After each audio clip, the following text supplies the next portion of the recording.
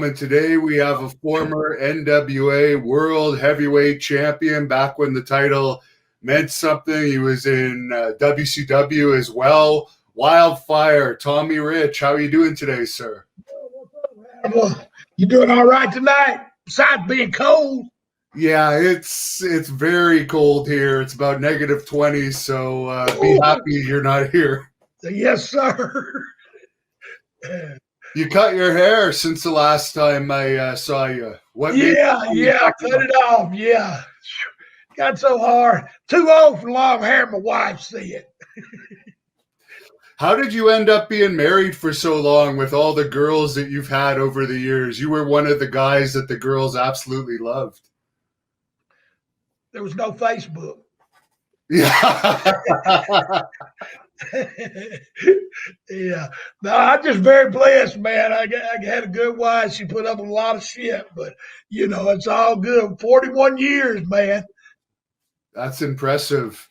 Yeah, I guess now, too, with the FaceTime where the wives could actually call the wrestlers and ask them to go on video, that would have screwed you guys over a little bit. Yeah, it's a different world now. I think it was Bill Dundee that told me that at one time you and him each had big vans where I guess Bill Dundee's wife is like, this is like a driving Yeah, we both had, they same color and everything. You couldn't tell who was coming or who was going. Why do you think today there's not the groupies that there used to be in wrestling back when you were a big star? I don't think them guys are as good looking as I was. Yeah, I don't know, man, but it's a different following now, though. You're exactly right. Shoot, there was as many girls come that was guys. Yeah, now it's mostly men. There's a small percentage of women, but I would say it's about 90% men that you see when you watch the shows nowadays. Yeah, that's hard to believe because they got some good-looking young studs. There's a fan, Joseph Napolitano, that wants to know how you came up with the Thez press as your finisher. Jerry Jarrett, he used to use it when I first started. Jerry and Tojo Yamamoto trained me, and he told me, to use that finish. And, and of course, Lou Thez, he was the originator. And, just to do stuff that some of these great wrestlers have, it was an honor to use a Thez press because I know Lou Thez, that's where it come from. So it was an honor, and I had the honor to meet Lou Thez a few times. And, he said, go on with it, kid. So it was good. Who was your favorite opponent over the years? You had so many classic battles with guys like Ric Flair and Harley Race, Buzz Sawyer, so many to choose from. And that's what makes it so hard. I was so blessed because everybody come through Atlanta, and it just. You say Harley, of course, Abdullah. I had a few matches with him, and Stan Hansen. Bruiser Brody was there.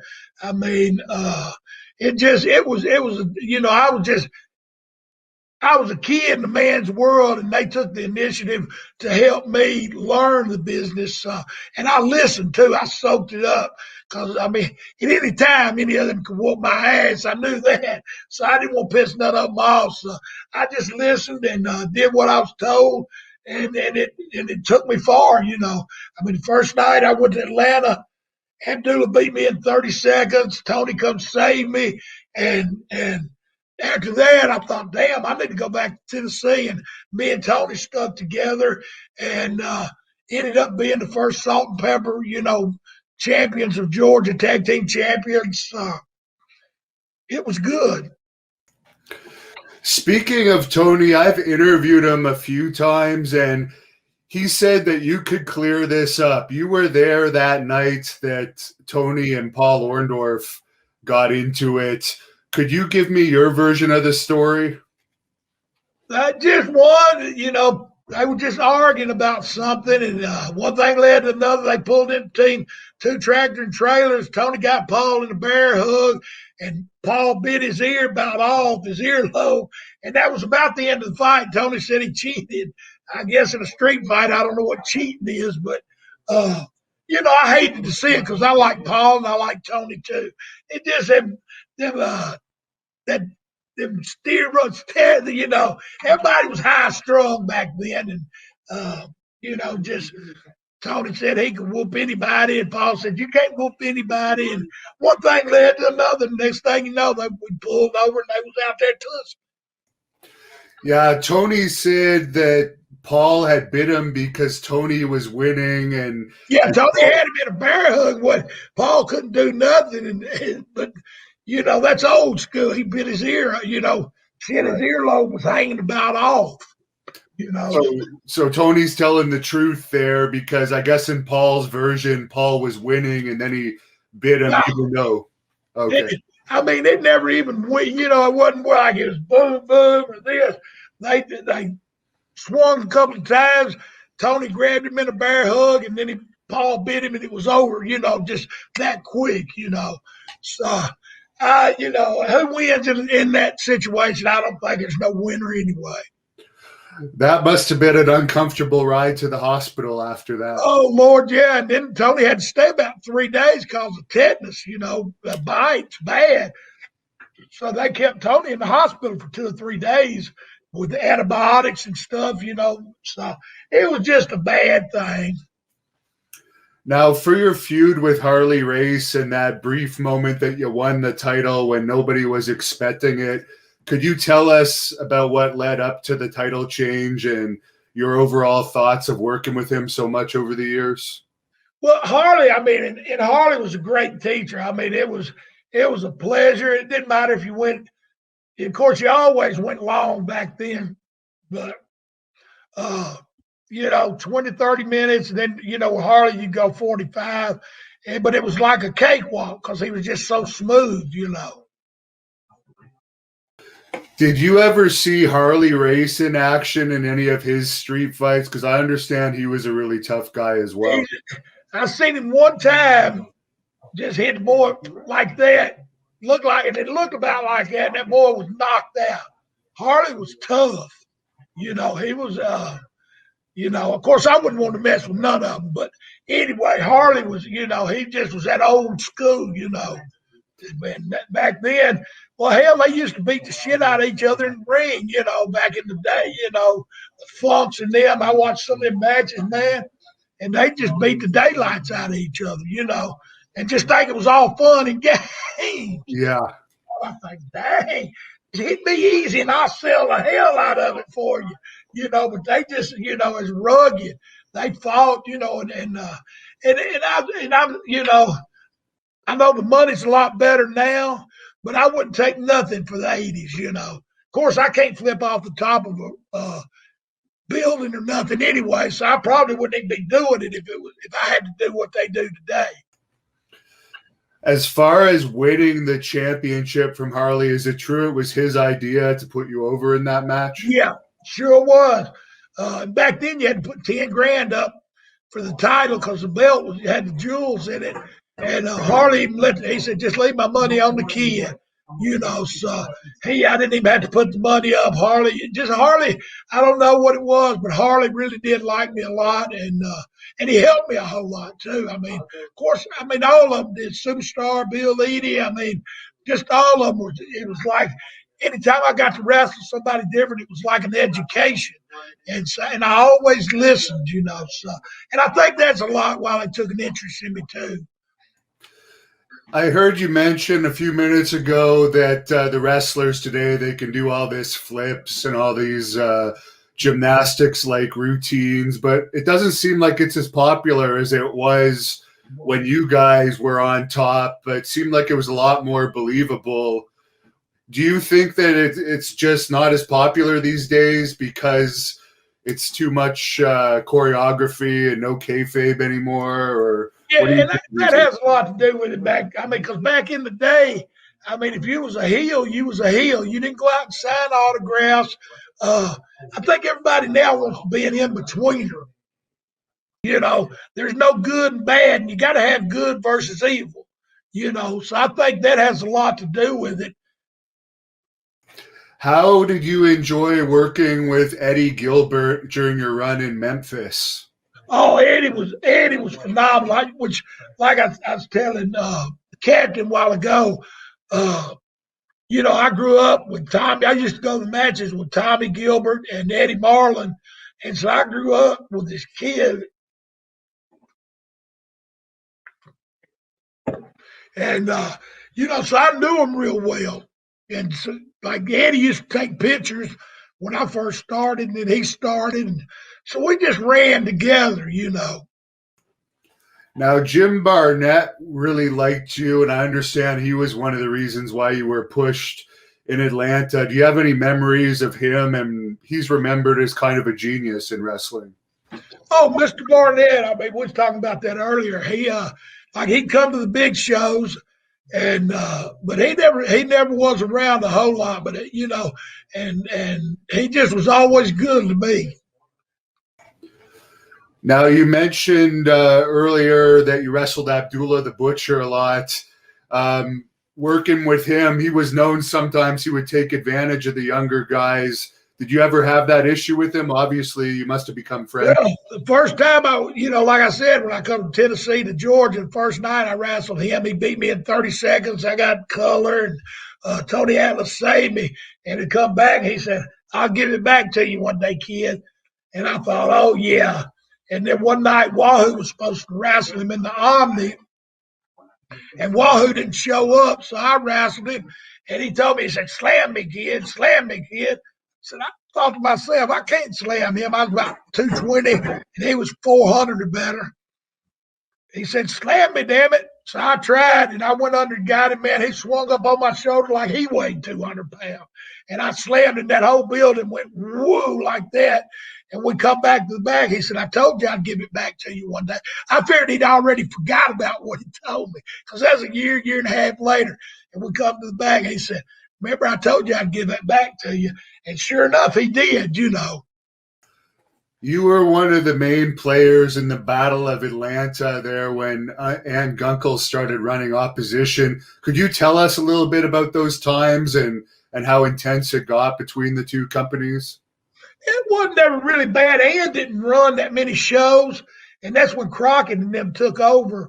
Me and the Crockett's, we didn't have Davy Crockett was cool, but I didn't really care much about the other ones, and there was the ones that counted.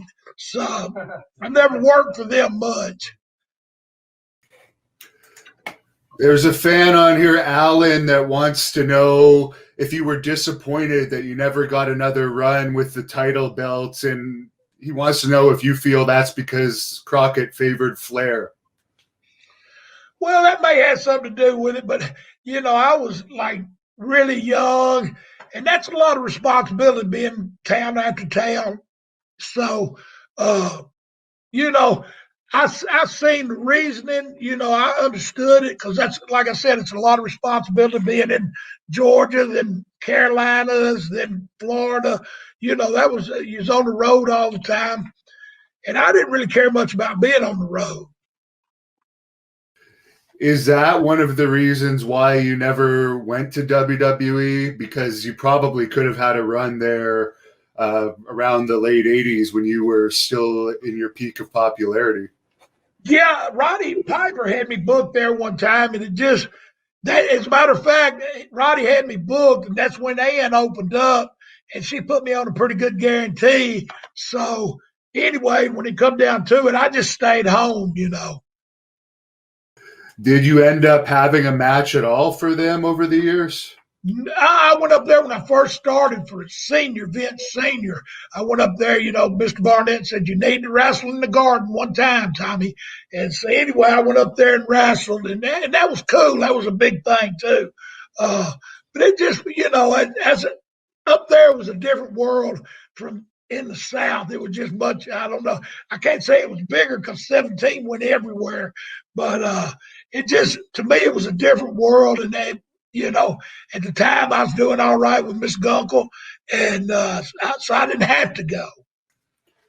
How attractive was Ann Gunkel? Because I've heard she was absolutely gorgeous, and I guess she had an affair with Ted Turner supposedly at one point.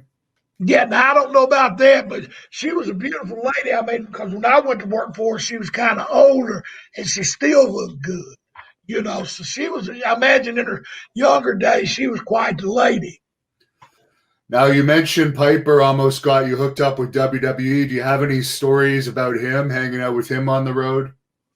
Oh man, Roddy, me and him just we hung out together, and Roddy was just super good. I learned a lot from Roddy too. Of course, Roddy, he just didn't take no crap. Period from the promoter. So if he just tell him to kiss his ass and go on about his business. Roddy. I mean, of course, he was a good enough talent; he could do that too. You know. What was he like out at the bars? Because I know he was a big partier in his younger days. Yeah. Oh Lord, yeah. He was quite the cat. I mean, we go out drinking and shoot. Done some other things, some other party things too. But it was Roddy was cool. Me and him one day he got some of that smoky smoke, and we went to the wrong town, and Ole got madder than hell, was gonna fire Roddy, and Roddy said, "Go ahead." He was gonna fire both of us, and then Roddy said, "Well, just fire me." Ole said, "You're fired." About a week later, he was back, because he was such a great talent. Yeah, that smoky smoke is legal up here in Canada now, all across Canada. I need to be up there with you. No, It's a trade-off for the bad weather. hey, I might do a little trading like that. Do you think that Ric Flair would have lasted in the WWE today with all of his antics when he would party? We hear about him dancing around at bars naked and stuff. Would they keep him around with cell phone cameras and all this? I don't know if he got quite away with all that stuff like he did back then, But yeah, he didn't like me because I drank me a 12-pack before I wrestled, and told him I was an alcoholic. But at the same time, he was going out at the bars, showing himself off. So I don't know if that's any better than what I was doing. I always did my job. I had to go 45 minutes. I went 45. I wanted to go an hour. I'd go an hour. So I never had no problem with it. And he's about the only one that ever said anything about it. That's strange. How was he to be in the ring with? Hey, Rick was good. I mean, he was good in the ring. But the difference, I think, the difference between Harley Race and Ric Flair, Rick would have the same match with me as he would you, where Harley, he would wrestle your style and wrestle my style. So Rick had pretty much the same match with everybody, where Harley would change it up to your style of what you did. He'd watch all the matches and see what everybody was doing, and he'd go out there and like me. I mean, he just carried me. I got the utmost respect for Harley. God bless him. Why was your AWA run so short? You did that big angle with Kevin Kelly and Sherry Martel, feuded with Adrian Adonis there a bit, but it seemed like the run didn't last very long. Well, it was cold, but Wahoo was doing the booking, and I went up there, and it just, I was away from my family. I had a wife and 3 kids, and so it just wasn't the right thing. Do you have any memories of working with the Missing Link?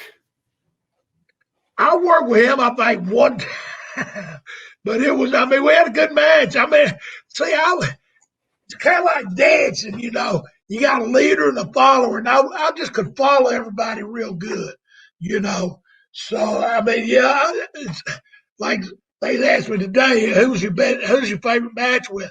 But I mean, like Superstar and shoot, I got to wrestle. Everybody come through Atlanta, so I got to wrestle the cream of the crop, and whether it would be in a tag with Tony or whether I'd be doing a singles run. So I got to, wrestle. And that's why longevity was so good in Georgia, because I do the tags. and then they'd need somebody for a single. Well, I'd go into the singles. So it worked out real good for me. Did you ever wrestle superstar Billy Graham? No, sir, I sure didn't. I met him a couple of times, and he was very nice. I mean, I met him. He come into Atlanta, like he'd come in for a couple of shots and then be gone, but never wrestled him. How was Bruiser Brody to be in the ring with? Oh, I never wrestled Bruce. I wrestled with him. Jerry Blackwell started running Deep South Wrestling, and Brody would come in and work with Jerry, and he'd come out to my house and stay because he didn't want Jerry to have to pay for a hotel room. Brody was a cool, he was really cool. I mean, if he liked you, you was in. But if he didn't, then God bless you. How was working with the Freebirds? It was, Big Terry, he was the backbone of that team, Of course, Michael Hayes, he was the mouthpiece, but Big Terry run that show. Yeah, I suspect that Michael wouldn't have had any problems with you drinking before a match. Oh, Lord, no. The only time my wife was ever going to kick me out, I was hanging out with them, and they was on that Jack Daniels. And she told me, she said, "You don't quit drinking that." I said, "I quit. I didn't want to get kicked out." Yeah. But yeah, they was on that JD. That beer's about heavy as I can get. Whose idea was it for you to do that angle where you hid under the ring before attacking Jerry Lawler during that match Lawler had with Austin Idol? That was Lawler. That Lawler, he was creative. I was on that ring for about 6 hours, 7 hours, something like that. Had a air mattress and a 6-pack of beer. Was Buzz Sawyer as crazy as people say he was? People say he was a big drug user and a big drinker. Well, he liked to party. Of course, we all did back then. So, but he was a wild man, Buzz was. Yeah, he sounds like a guy you wouldn't want to mess with. Yeah, I seen one night we wrestled in Williamson, West Virginia, and it was one little store where we'd stop to get some beer. We coming out, and all of a sudden this guy comes up to Buzz and look around, and he's done suplexed him in the pavement. Buzz too, he got up, that boy just laid there. They had to call the ambulance to come get him. And Buzz, he didn't give a shit about nothing. Did you ever have problems with fans when you were a baby face because the girls loved you so much, like being swarmed by fans or anything like that? No, well, I was telling Captain a while ago that like we wrestled in Charleston, West Virginia, and the building was next to the Holiday Inn. And I told the lady in there, I said, "Well, if we sell this thing out, your bar," I said, "can we drink free?" She said, "Yeah," laughing at me because they never did no business. We always stayed there in the bar, wasn't never nobody in it. So anyway, I was wrestling Buzz that night, and I said, "After I kick your ass, we're going to have a party at the Holiday Inn bar." And then people, they had to call extra security. We got out of the car, and the fans, we took off running just like a rock and roll, deal. It was, the fans is a lot different. The fans were a lot different then they are now, Yeah, they believed. What about when you were a heel? Did you ever have any problems with fans going after you as a heel? Oh, yeah. The scariest I ever been was the night I hid under that ring. I come out from under that ring. We did that to Lawler. And one guy tried to climb over the fence.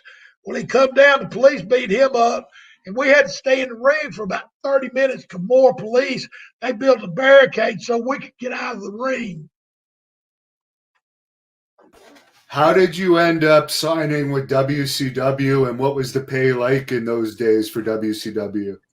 It was good. Of course, like I said there again, when Crockett took over, I was on my way out anyway.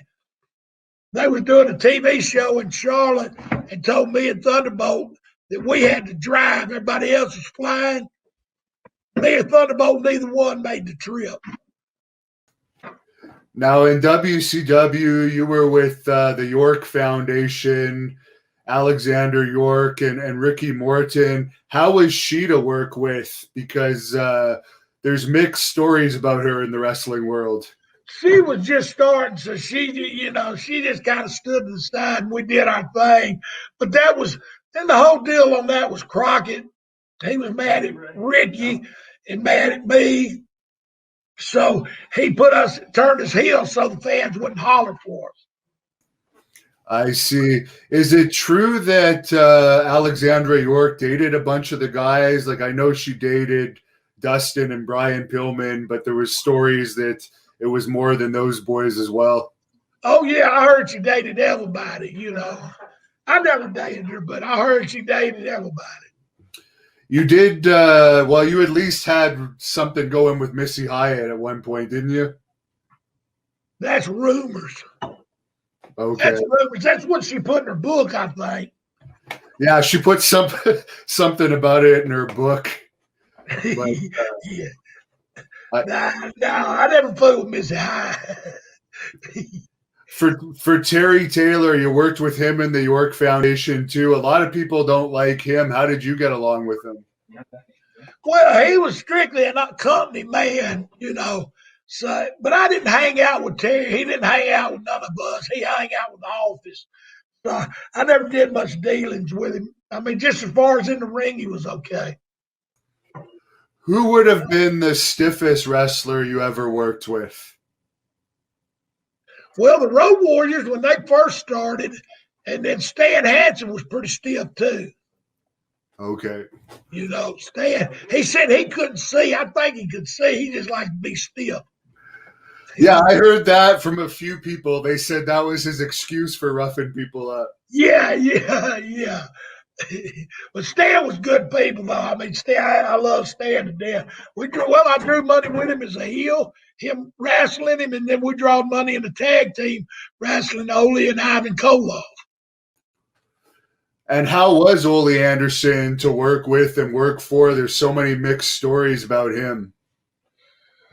Well, he was a prick, but if you drawed money, then you was okay. I mean, he wasn't a big Tommy Rich fan, but he knew he drawed money with me, so I was okay. I mean, I don't know. Everybody says he's an asshole. I mean, I don't know. I mean, like I said, he ain't another one I never went and had dinner with, so I don't know. I wouldn't go to the building, do my job, and leave. But he could be a prick. I mean, he could make you mad. Do you have any stories about the Iron Sheik? I know you wrestled with him before. I was just telling them earlier. One day, Ole was looking for Sheik and Buzz, and we was up in West Virginia, and we went over to the hotel, knocked on the door, and the room was just demolished. They'd been in there fighting all night, seeing who was the toughest. Who was in there with the Iron Sheik that night?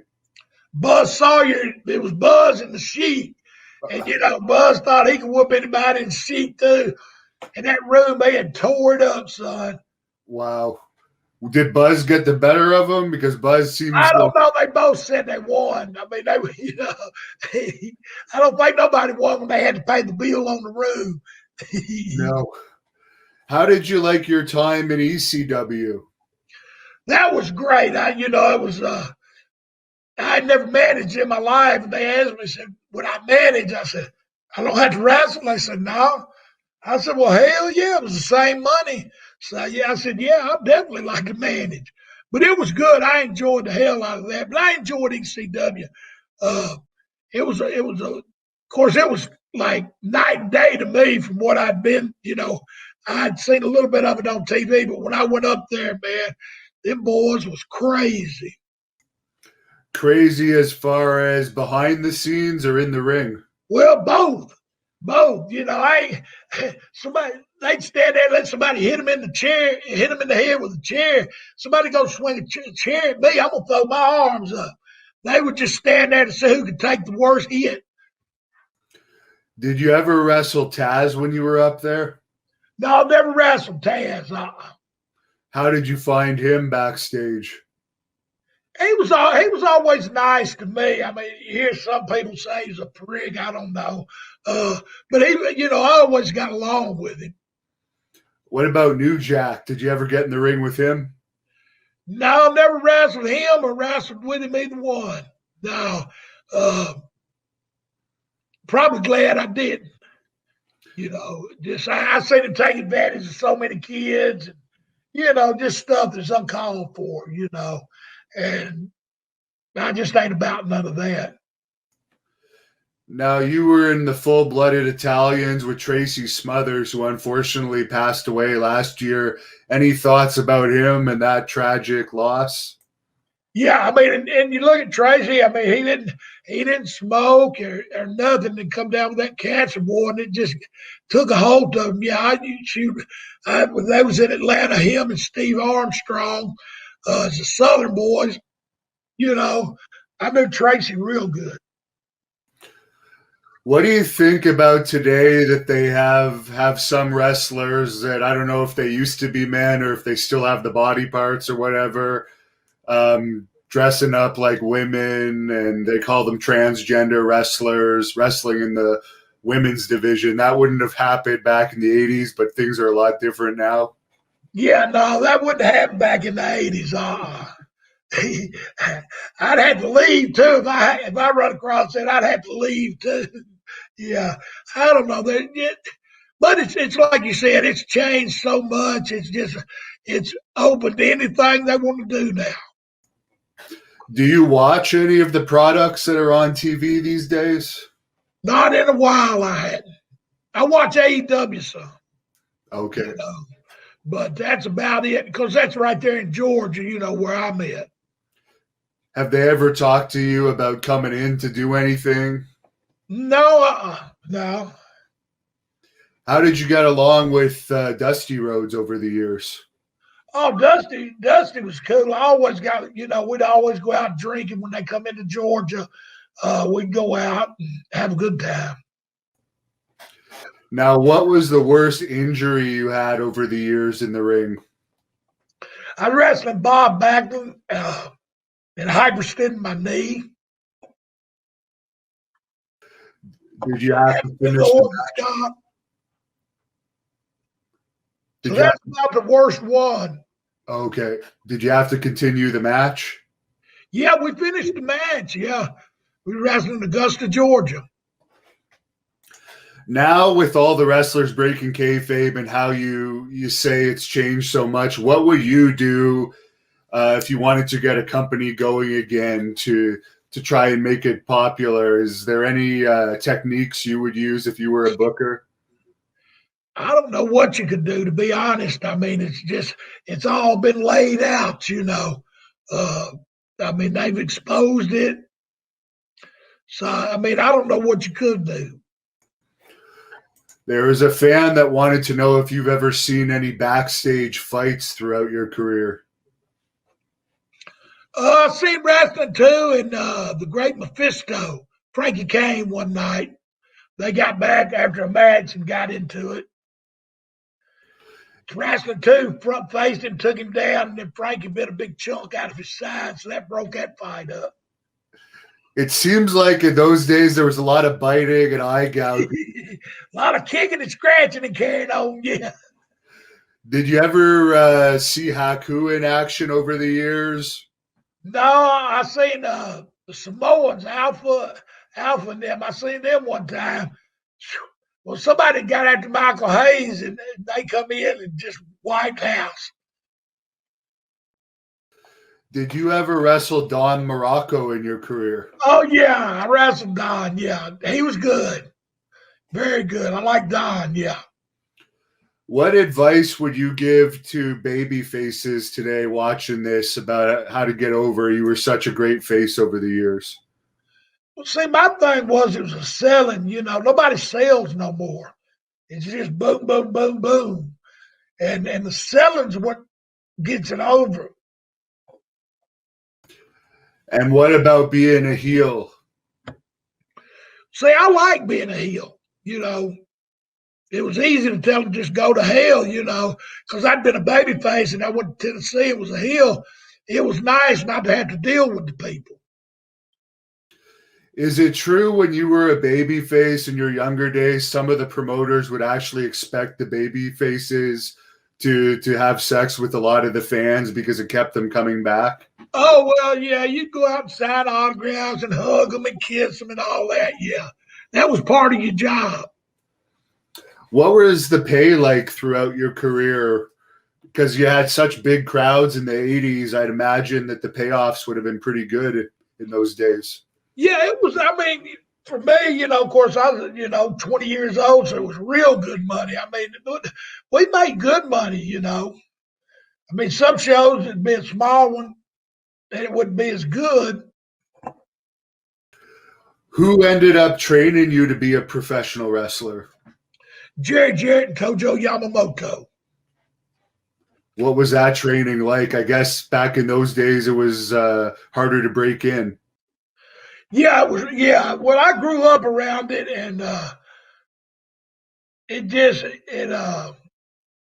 was hard. Tojo beat the hell out of me, and then of course I started wrestling pretty quick.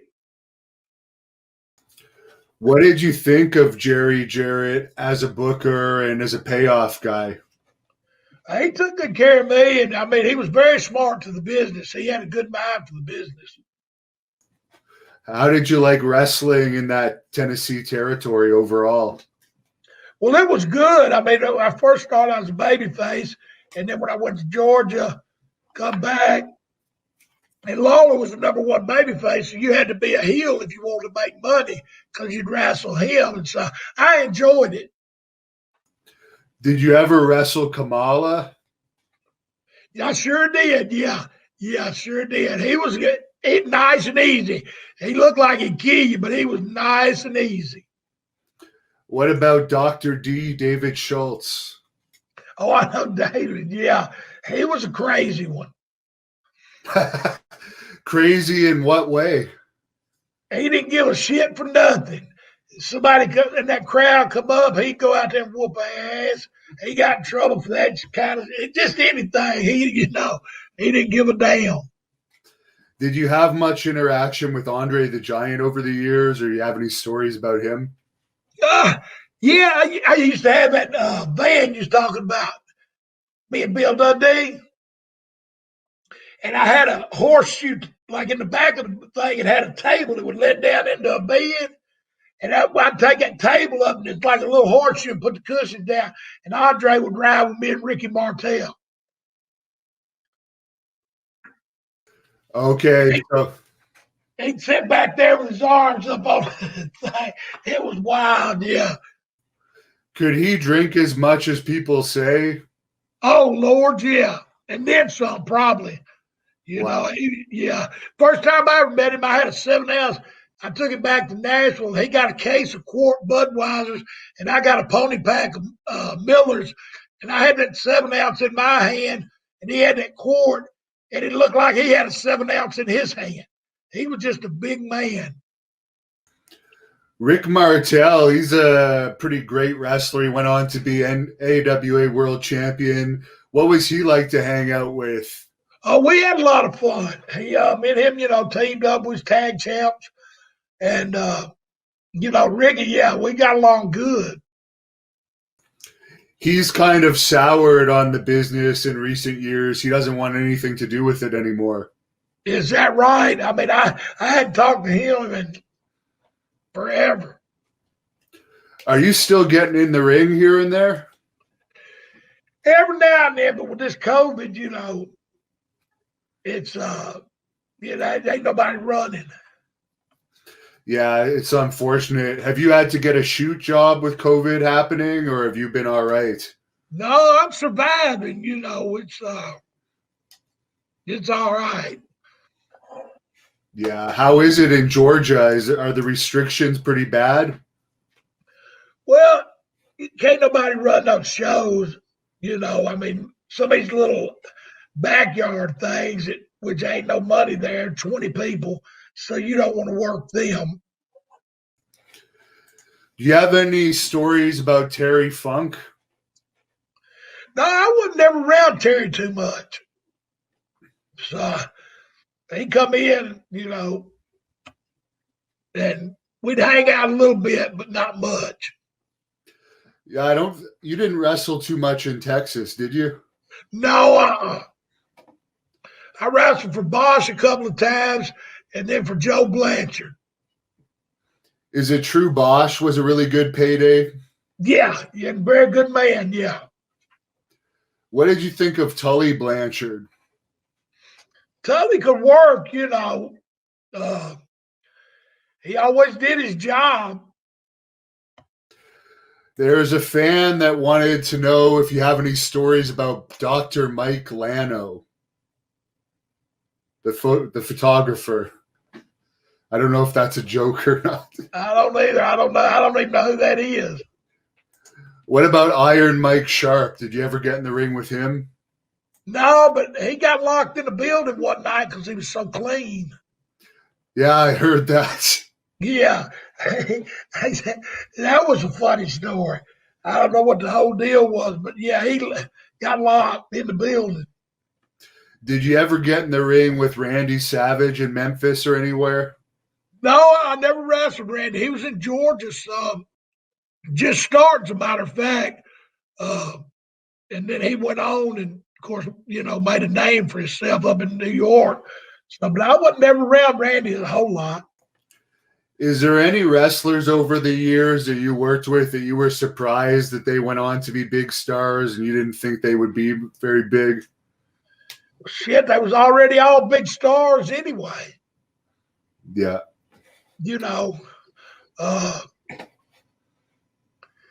Like in my era, there was all tons of stars. Did you ever wrestle Joe LeDuc? No, but I seen him one day on Memphis TV take an axe and just cut his arm wide open. He was in a lumberjack match and just cut it. I mean, it was awful, I thought. But yeah, he was a mean son of a gun too. What do you think about the popularity of women's wrestling today? It's become so much popular, even more popular than men's almost. It just about, I agree with you. It's more entertaining. Yeah, I mean, at least it's good-looking girls rolling around, even if it's choreographed. Yeah, I mean, who ain't gonna look at that, But and shit, they take some bumps and shit too. I mean, it's I don't know, it's a different world now. I mean, because like you said, it's more popular probably than the men. Yeah, they don't really have too many stars left for the men. I guess they got Brock Lesnar's not wrestling right now, and Goldberg, I don't know how much longer he has left. Yeah, shoot, they just don't have no new faces.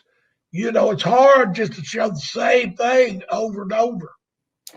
I think that hurts. There's a fan that wants to know if you have any stories about Arn Anderson. I never was around Arn too much. He was in Charlotte and I was in Georgia. I wasn't never really around him too much. He come in and wrestled with Ole some in Georgia, but I never wrestled him. What did you think about Paul Heyman, and are you surprised he's still in a position of power in the business? Ain't that something? I mean, of course, he has a pretty good head on his shoulders, I guess, for the business. But I don't know. I mean, he's got a good end up there with Vince, I reckon. You worked with the fabulous ones, Steve Keirn and Stan Lane. How were they to be in the ring with? Oh, they were good. Steve was tough. Steve, he wrestled, so it was tough. There's a fan that wants to know what's the craziest thing you've seen a ring rat do over the years. Shit, I had one run around my van naked. Outside of the van? A girl run around my van naked. They clocked her doing 30 miles an hour running around my damn van naked. Boobs just a flopping. Is that before or after someone had their way with her? Oh, I don't know. I just came out.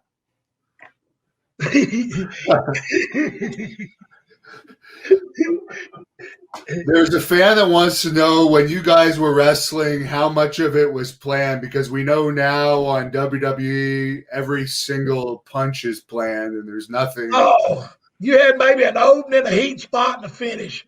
The rest of it was ad lib. You know, Bully Bob Armstrong, he called it vaudeville. You know, Shakespeare. You just went out there and you can't have a bunch of spots because people might not be buying what you're selling.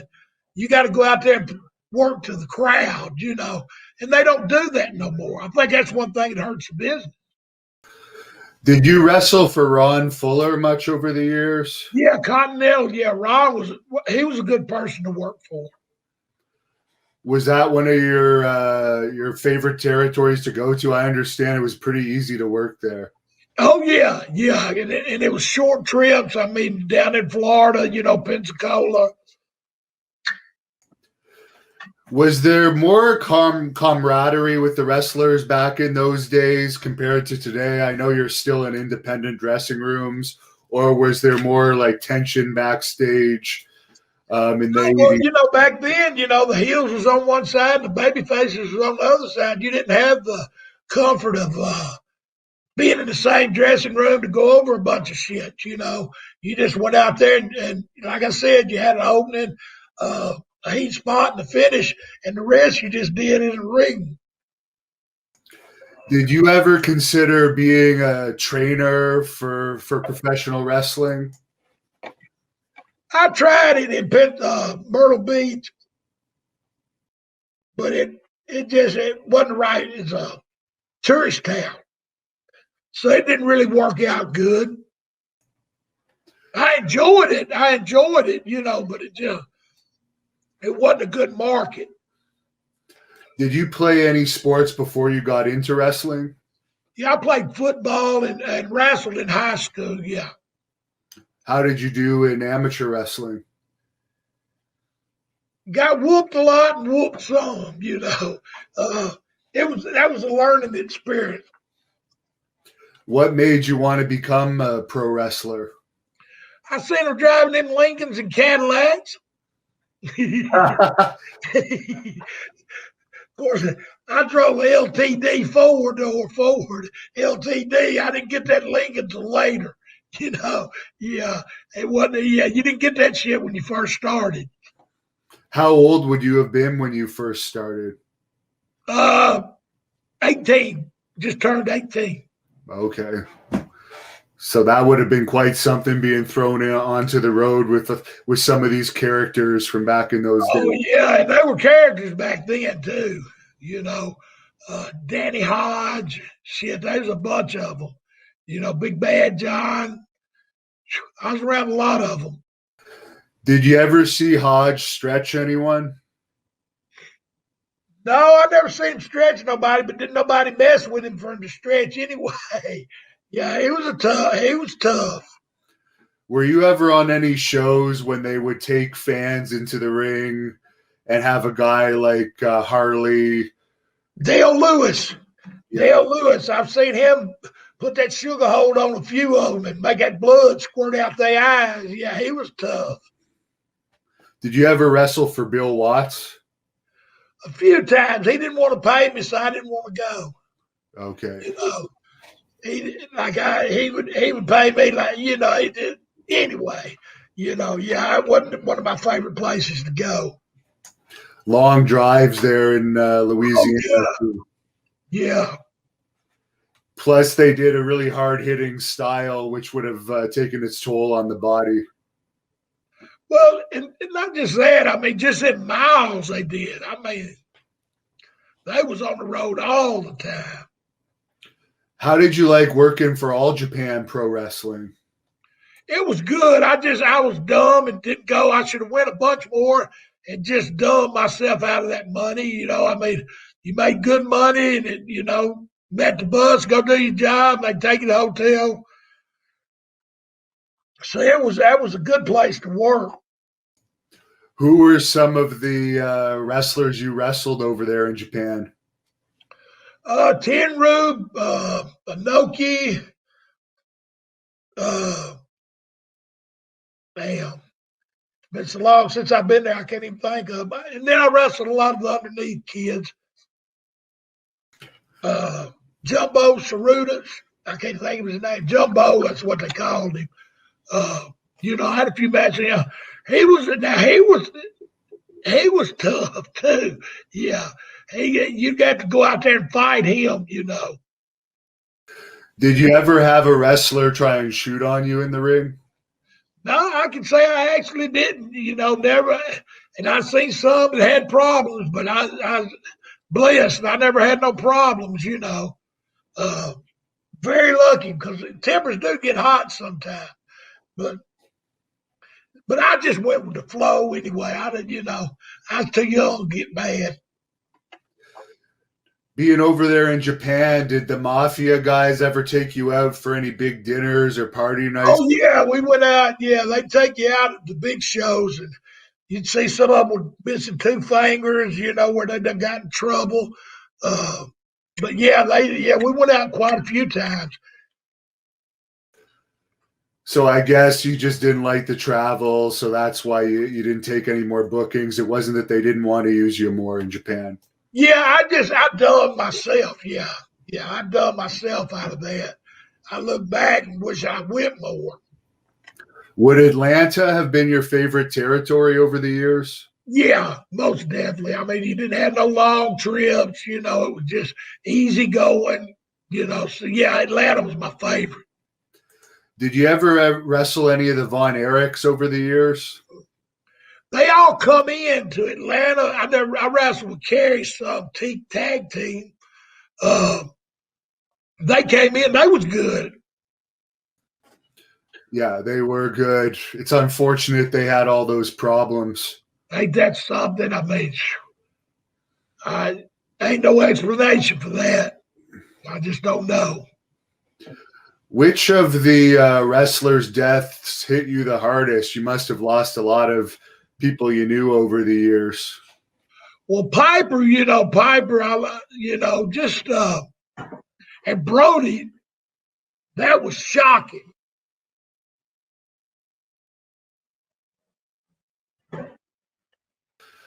What were you thinking when you heard about Brody? Because I mean, for that to happen in a dressing room is a little bit insane, especially the guy got away with it. Yeah, I did. Well, I couldn't believe it. I thought first, you think it's a joke, and then, What do you think the real story was there? Do you think the office owed him money and they covered it up and had the booker do it, or what do you think? Because he wasn't even feuding with the guy that killed him at the time. I don't have a clue about it. I hate to say something I don't know nothing about, but like they'd had trouble before, I think.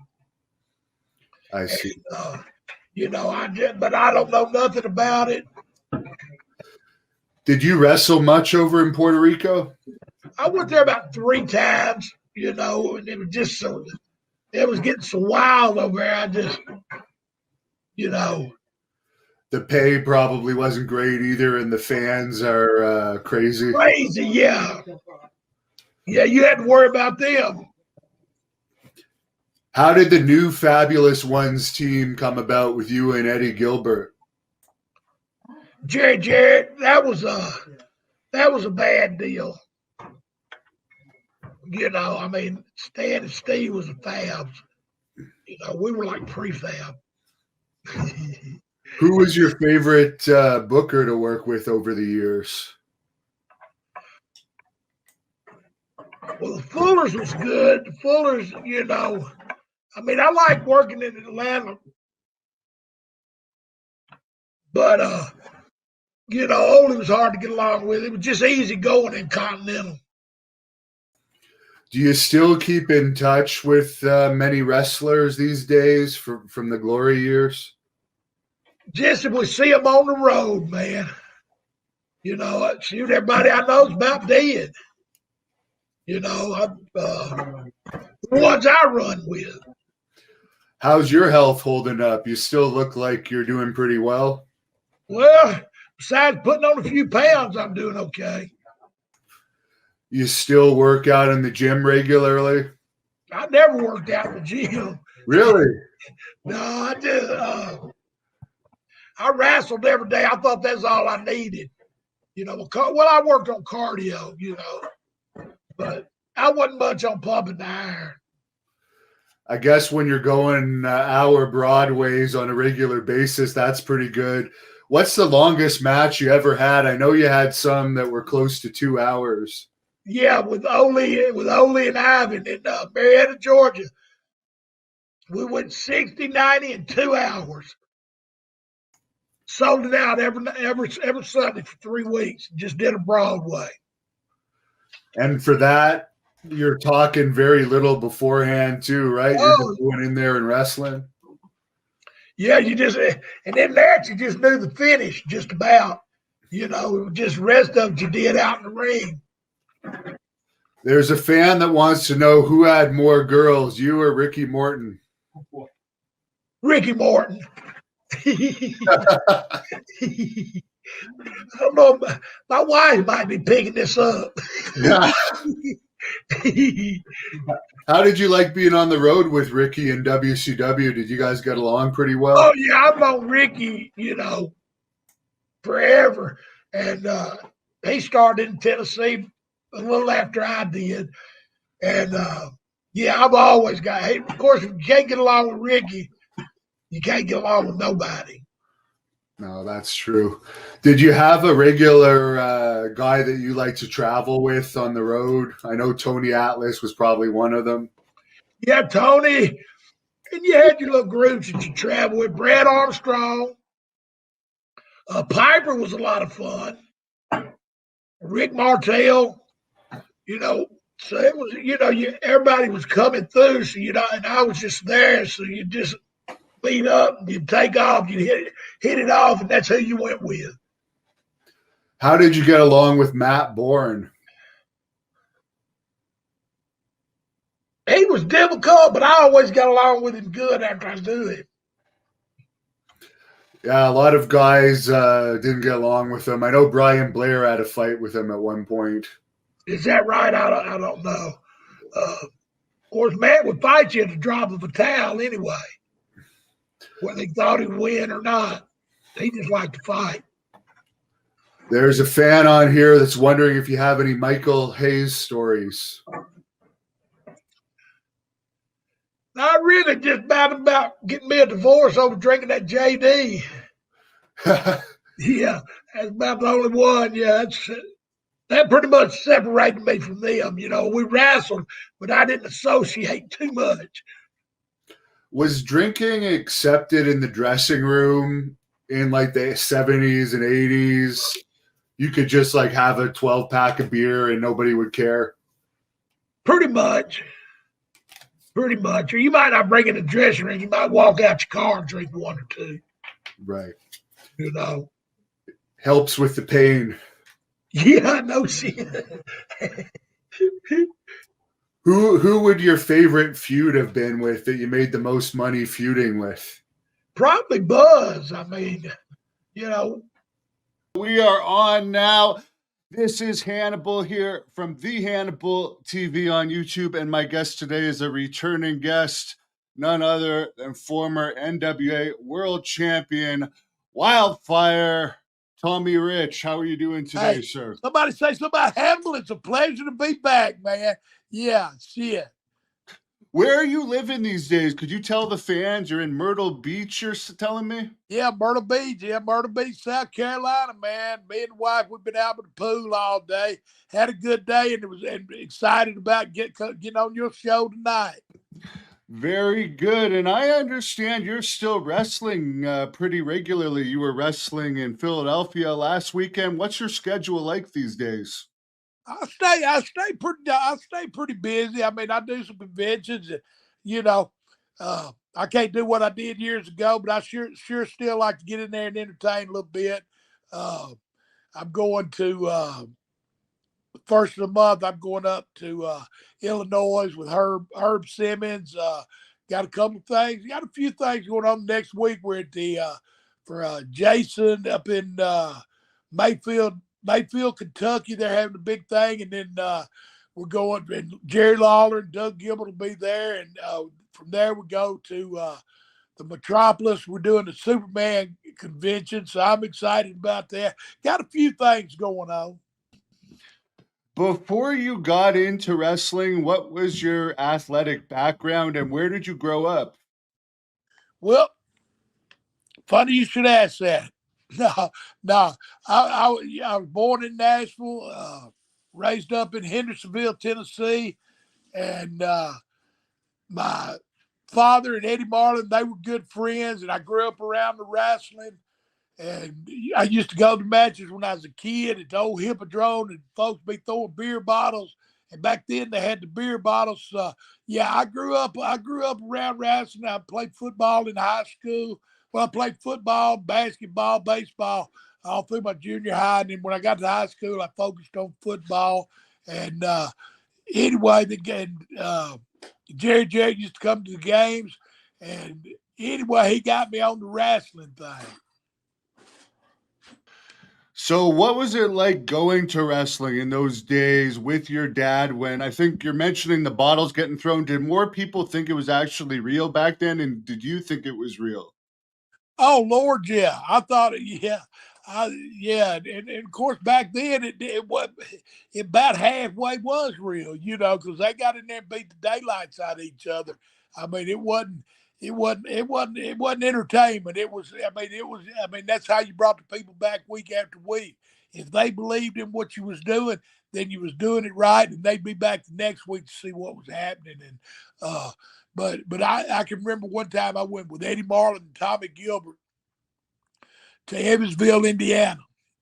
And we're going down the road, all of a sudden the bounty hunters and Jimmy Kent pull up beside us. And I'm sitting in the back seat and they're shooting birds and they're cussing at them. And I'm thinking, oh my God, I slid down in that seat. Yeah, I was a believer for a long time. Did you have a favorite when you were growing up that you liked to watch?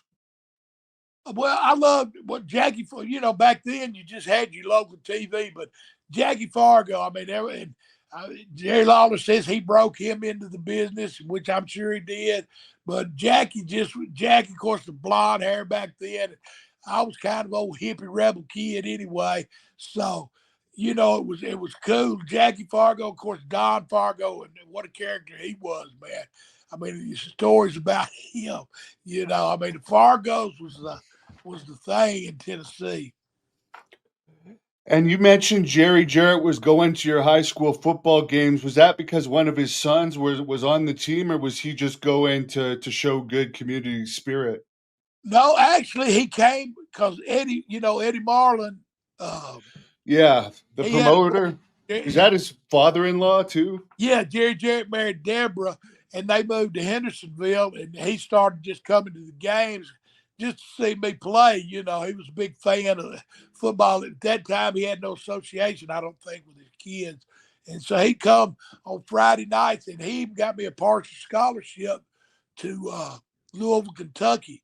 And, of course, my mom and dad, they got a divorce, and so with that, I couldn't afford to go. And I asked about breaking into the wrestling business because I seen them all driving Lincolns and Cadillacs, but that ain't the way it is when you start. No, and back in those days, you would have to pay some dues before they taught you how it went. Who trained you? And was it Jerry Jarrett that you asked to help get you into the business? Yeah, I talked to Eddie Marlin, Jerry Jarrett, and what Jerry did. Well, I worked the summer on his farm. He had a horse farm, and I worked the summer on his farm.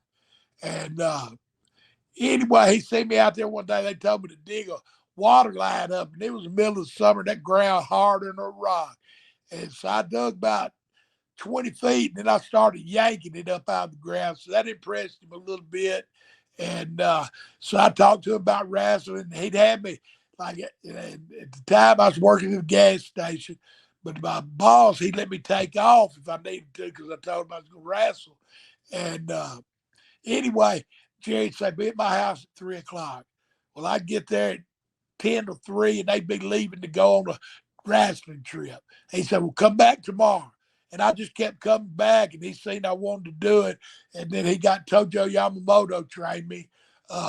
We went down to Nick Goulis's. He had a ring under his office there, and a little gym. And I'd go down there with Tojo, and I didn't go but a few times. I had my first match was in Tupelo, Mississippi against Phil Hickerson, and that's where I started learning.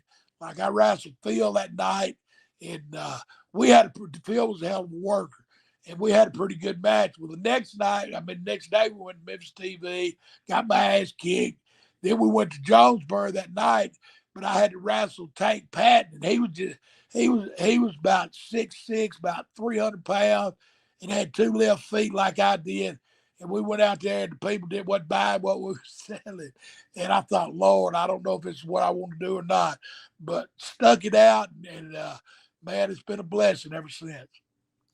At what point did they tell you it was a work? Was that like right when you were going to have your first match, or did you know in wrestling school? Well, but no, Tojo beat the shit out of me. Yeah, Tojo beat me up. And you know, you go to the matches, you kind of know, but still, back then it was physical anyway. You go out there because they tell you, say you miss a punch, I'm going to hit you twice as hard. So you be sure you laid that stuff in, or you get beat up.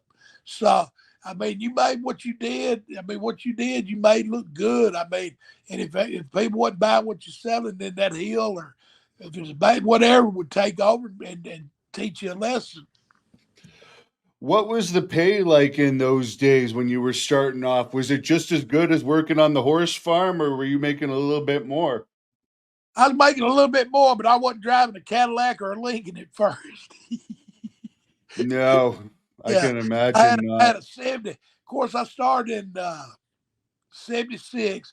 I had a 73 LTD that I drove, but it got me there and back and everything, and so it was good. And I finally got me a nicer car. What was the schedule like when you were first starting off? God, when I first started, they put me and Tojo did an angle with the Von Steiger, the Germans, and we'd go and you just ask them about the pay. Like I wrestled one night in Lexington, Kentucky, and had to drive from there to Birmingham, and the Birmingham TV started like 9 in the morning, so you had to be there at 8. So I was going to drive through, but like back then, they paid you like for TV, you make $15. I'd drive to Birmingham TV, do that. That was $15.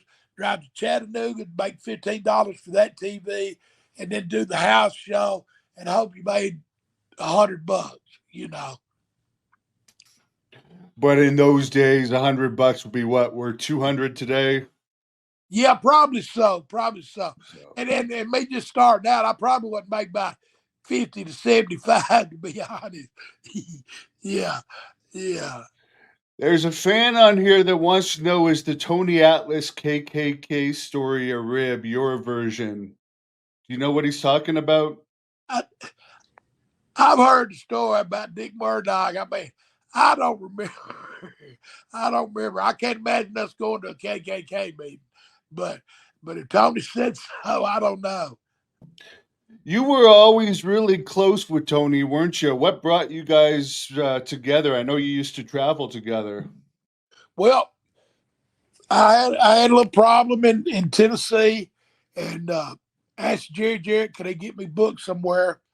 And he said, I can get you booked down in Atlanta, Georgia. And we used to, when I was doing my first angles, I did in Chattanooga, so I'd be still good in Memphis after I learned the business. You know, you had the Memphis territory, and then you had Nick Goulis, the other side. He had Birmingham and Chattanooga and them towns over that way, and Nashville, Tennessee. So I worked for him and learned the skills, but you know, it was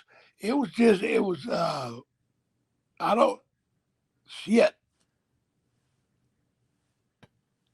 So how was Georgia compared to Tennessee when you went over there? Because would it have been Ole running it at that point, and Jim Barnett? that was the deal. And like I said, I mean, I asked Jerry to book me up there, and he told me, and that's when Mr. Barnett was running. He said, if you get up there and you don't like it, he said, just call me and I'll get you back here. Well, I had me a red white velvet robe made. My mom, her friend, and my little brother come down. It was on Friday night in that Atlanta City Auditorium. Slap sold out. And I get in the dressing room, and Odie tells me, he said, you wrestling Abdullah the Butcher. He's going to beat you in 30 seconds. We want you to bleed, and Tony's going to come save you. I thought, man, I need to call Jerry right now. And I said, no, I ain't going to do that. Anyway, I went out there and wrestled Abdullah, and I come back, and he said, thank you, kid. I'll give it back to you one day. And I thought, yeah, right. But anyway, Tony ran out and saved me, but he was doing some kind of deal where he was under the hood. Is that the red robe, by the way, by any chance? That's us right there. Yes, sir. Yeah. Yes, sir. That's wow, were you ever a handsome young man in those days? Yes, sir. Yes, sir. I still am. Oh yeah. Oh God. Compared to me, yeah. But you were a heartthrob back then. Oh yeah. But anyway, Tony, I sit over there in my chair, busted. Sam Dooley told me that, and I was thinking, yeah, right. Tony come over, he said, hey, man. He said, it's all good, just stick it out. And anyway, his mask come off during the match. And so anyway, they ended up putting me and Tony together. And, of course, we was the first salt and pepper team to win the Georgia heavyweight titles, tag team titles. I mean, so it was, and back that time, it was, a different world. It was a little more, what I'm saying, people more controversial. But when me and Tony teamed up, I mean, I think it brought people together, especially in the wrestling world, because we was over everywhere we went. Yeah. How were the fans in Georgia compared to Memphis? Were you over more as a baby face there? Oh yeah, I mean, I was Hulk Hogan before Hulk Hogan was Hulk Hogan. I mean, back in the Yeah. 80s, I was on every one of Bill Apter's magazines. And thank you, Bill Apter. I love you, man. Bill took care of me. And I mean, it just was when I got down there, and it was just so good. Once I got over, I mean, I got to wrestle the best of the best. I mean, we used to go like after that Chattanooga TV. I said I'd do Chattanooga TV. Nick Goulas had a whatever, he was kin to Nick, but he had a Greek restaurant which carried the Georgia Championship. So we go from TV over there and eat and watch Georgia Championship. I see Ted, Dick Slater, wrestling #2. I mean, they had a cast of characters. It was always like, if I make it to Georgia, man, I'm gonna be made the big times. And it was the big times for me. I mean, the best talent come through there. And not saying they didn't through Tennessee, because it got the cream of the crop too. I mean, I just, I'm very lucky that I'd wrestled in Georgia, and it was cool because they did. I mean, 17 had me as a big baby face, but I go home to Tennessee, and at first I was a baby face, but Lawler became the big baby face. So if you want to make money, you wrestle Jerry Lawler. So I turned heel and made some good money with Jerry, and loved being a heel. I mean, that angle that Austin Idol with the cage and on the floor, and I hit under the ring. I mean, them old heels talked about quiet heat, and I said, I never seen it till me and Idol did that and beat the daylights out of Lawler and shaved his head. I mean, that's climbing the fence. I mean, we had to have extra security. We stayed in the ring 30 minutes waiting for extra police to get there to get us to the back of the building. And that's when I realized, I mean, they back then the people believed, I mean, kind of like a magic trick. You go to a magic trick a dozen times, but once you know how he does that magic trick, then it ain't as good. You know what I'm saying? Yeah, and as far as getting attacked like that, was that the most heat you ever had as a heel in those Lawler days? Oh yeah. Oh, most definitely. Most of that was I mean, they told us to stay together. Austin Idol took off running, just left me behind. Yeah, he was getting the hell out of Dodge. I mean, it was some serious heat.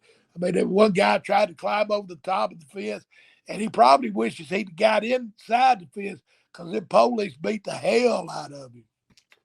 Would you even go to bars as a heel in those days, in those cases, like when you had white hot heat and there's a good chance if you go out in public to a bar, you're going to get attacked? Would you just stay at the hotel in those cases? Well, we had a couple of places like in Memphis that we'd go, uh, and just get back in the corner. I mean, and nobody really bothered you, you know. Right. Plus, and but if you did go to the bar and got your ass whooped, then you get fired too. So we didn't. I mean, Yeah. as far as going out, I mean, if you had a good spot where the people liked you, as far as the bouncers and shit, then you could go and have a good time. But you did, yeah, that was if you went out having a good time, got your ass whooped, then it was over. You was fired. Who was the toughest bar fighter out of the guys that you knew personally? Good God. I knew the toughest of tough. I mean, Harley Race was bad. People talk about Harley. I seen him throw one punch and knock a fella out. I mean, Dick Slater, he was another bad man. Uh, Alpha and Seek, I seen them one day. When the police wanted to get them, they take it up for Michael Hayes, and Michael said something smart to somebody, and they was finna get him, and Alpha and Seek come in, and they whooped them boys. The police came, they about whooped them too before they got them under control. So, I mean, there was a lot of bad. Don Morocco, I mean, there's a bunch of bad boys. What about Buzz Sawyer, who you wrestled him a lot? Oh yeah. Buzz was a bad man. Yeah, Buzz was one of them that, you know. I'll tell you a story about him and the Iron Sheik. But I only called us one day wanting to know where they was at. They supposed to be up there to meet him because they ride with him, and we was in a hotel. And anyway, we went down there, and that room was tore all to pieces. Him and the Iron Sheik had been saying one was tougher than the other. So they got to wrestling, and they'd been wrestling in that room all night. It was tore up. Yeah. I mean, but that was, hell, everybody got along, though. I mean, they were just doing it to do it. When Buzz was doing that extracurricular stuff above alcohol that he was known for, would he do that before matches too, or would he save that for after matches? Because I could only imagine if you have to wrestle him and he's all wired up, that might get you a little bit nervous about having to go in there.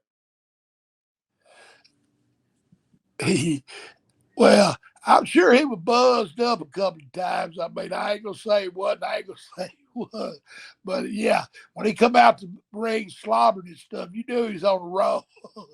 Yeah, but he always got in there, done his job. The only time he scared me when he wanted to try something different, like one time he seen Harley Race suplex me on the floor, and so he wanted to do that. Just when he was good, he wanted to try something different, something that he ain't done. But he was, yeah. But I love. I mean, hell, we run around the circuit for 2 years. I mean, so and wrestled each other about every night. So he was. I mean, he was good. He never did hurt me none. I mean, not on purpose. But that's what I told him. Only asked could I work an angle with him. And I seen him when they first come in. He just beat the daylights out of them, the job guys and stuff. I said, if he gonna beat the daylights out of me, I can't. But he always, I mean, we fought now. We fought. Don't think we didn't fight. But he never did hurt me. The funniest story about Buzz is Brett Sawyer said he went to McDonald's once and someone yelled at him that he was the old, which the F word for gay people, with his long hair. And I guess Buzz was in the car and heard these guys call Brett that and just came out and beat the living crap out of them right in the parking lot. I mean, I could just picture that happening. Oh, and I'm sure it did because we wrestled in Williamson, West Virginia one night up in one of them old coal mining towns. And we come out, there wasn't but one store, so we stopped, got our beer. We was leaving. Buzz was pulling in. Some guy, they pulled up and started messing with them. And Buzz suplexed him out there on the pavement. I mean, he was a madman. Would the police go easy on you guys for like drinking and driving and speeding back in those days? Because you guys were known and there wasn't really those dashboard cameras back then. Yeah, we got. I mean, we all. If you had some pictures with you, and it was old school back then. I mean, like today, they'd love to just get you and take you to jail, you know. But back then, yeah, it was different. I mean, they wouldn't let you, you know. I mean, if you're going right down the road, they say go on. But if not, I had a few let me go, let me slide. Someone on here wants to know, what was Mr. Wrestling 2 like? Oh, he was. Hey, Wrestling 2 he was cool. I mean, he didn't like to see that young blood coming in. You know, he didn't like that. But as far as, I mean, he just always business. If he could help you out, he'd help you out. But, you know, he was getting older when I first started in there. And so he had a little attitude about that, but he was always nice to me. And the main thing that sticks out to me, we're in Columbus, Georgia one night. And it's like a baby face. You know, back then, it wasn't a joint in the dressing room. You had the good guys and the bad guys. But anyway, we in there, and this guy in a suit comes. They tell Wrestling 2 to come to the door, and there's two guys there in suits, you know, like black suits, and they talk to him and 2 said, "These guys are gonna come in." Well, these 2 guys come in and walk through and look in the shower, and it wasn't a big dressing room. It was like couple rows of seats, and then they had the shower. They come look through it, everything. I thought it was going to be a drug bust or something. And it was, come to find out, it was Miss Lillian Carter. She was a big Wrestling 2 fan, and she come down, and they let her in. They let her in the dressing room. Her Wrestling 2 went back in the shower, and they talked for about 15, 20 minutes, and she left, and they pulled out. But yeah, 2 was over like a son of a gun. Yeah, wasn't he at Jimmy Carter's inauguration, I heard? Yeah, he was. Yeah, he been Carter supporter, but they loved him too. Did his wife ever make you a robe? Wasn't she the one that made a bunch of Ric Flair's robes? The only one she ever made for me was the one that looked like Elvis, the white with the gold. It's got me on one of Bill's with a trophy. It was an Elvis jacket's what it was, with the Zodiac style on it. You probably pull that up too. Yeah, I'll try and look it up. And for Ric Flair, you were saying before in WCW, you didn't always have the greatest time with him. He would have an issue with you drinking, but then he would go out and get naked at the bars, which he's now got in big trouble for, to the point where he's blackballed from a few places. Have you seen him lately? Not lately, no. I haven't seen him, but you saw him last week or something, didn't you? A couple weeks. I seen him in Philly. Had a big busted spot on his head. I don't know what it was. And a cut under his lip. I don't know if he got the tussle or fell or what, but he didn't look very good. Yeah, did you see that pizza thing with him last year? Where he that was pretty funny. What happened? I mean, what happened? Oh, you didn't see that? He was at like a pizza restaurant in Florida, and he was drunk, and he was yelling at a bunch of the staff, and they got him on tape kicking him out. And he's even saying at one point he's challenging like the skinny bartender to a fight. Then one of the guys that are a bit bigger stands up and says, "I'll go out with you," and he completely ignores the guy. So. Yeah, but he's kind of out of control now. Yeah, it's too bad, but I know he made some of that AEW money for a while, and they didn't even really use him for anything. So good for him that he's still getting money at least. Did you hear about Jim Ross getting colon cancer? No, I sure didn't. No. Any memories of Jim Ross? I wasn't never around Jim. He was down there for Bill Watts, and then like with WCW. I can't remember if he was there when I was there or not, but I just met him in passing a lot. And Jim's always been very nice to me. I mean, it's sad, sad about his wife. I hate he lost his wife because I know how I would be too, and I know that was his world, and you hate to see that. Someone on here, Mike D, is asking if you ever knew Giant Gonzalez. I think he was in WCW as El Gigante or something when you were there. Elegante? Elegante, yeah. Yeah, yeah. Oh, hey, what a great guy he was. Yes, sir. Yeah, he was very good. He played pro basketball, right? Yeah, did you ever wrestle him? I think you were in that group with Terry Taylor and Marlena there. Alexandra York at the time he The was in there, York right? Foundation. Yeah, the York. You were a good heel at that time. Yeah, Ricky Morton. It was me and Ricky Morton and Terry Taylor. That was pretty fun too. I enjoyed that. Yeah, we had a good little run. What was Terry Taylor like in those days? Was he good to you? Terry Taylor was a good yes man. If you didn't want to get back to the office, you didn't want to say it in front of him. Yeah, I've heard that about him. I think Scott Steiner in later years threw a TV at him or something in WCW for stooging him out about something. Did you ever Yeah, hear about that one? yeah, he wasn't there be talking like you and me to each other, and then as soon as you turn around, he stabbed you in the back. Then there was Ricky Morton, who was Richard Morton. That was one of the only times he was a heel, right? When he was in that York Foundation. Yeah, yeah. See, when Crockett took it over, he didn't like us and had his other baby faces. He switched us heel, so he could do that. He tried to kill us off. Not a big Crockett fan.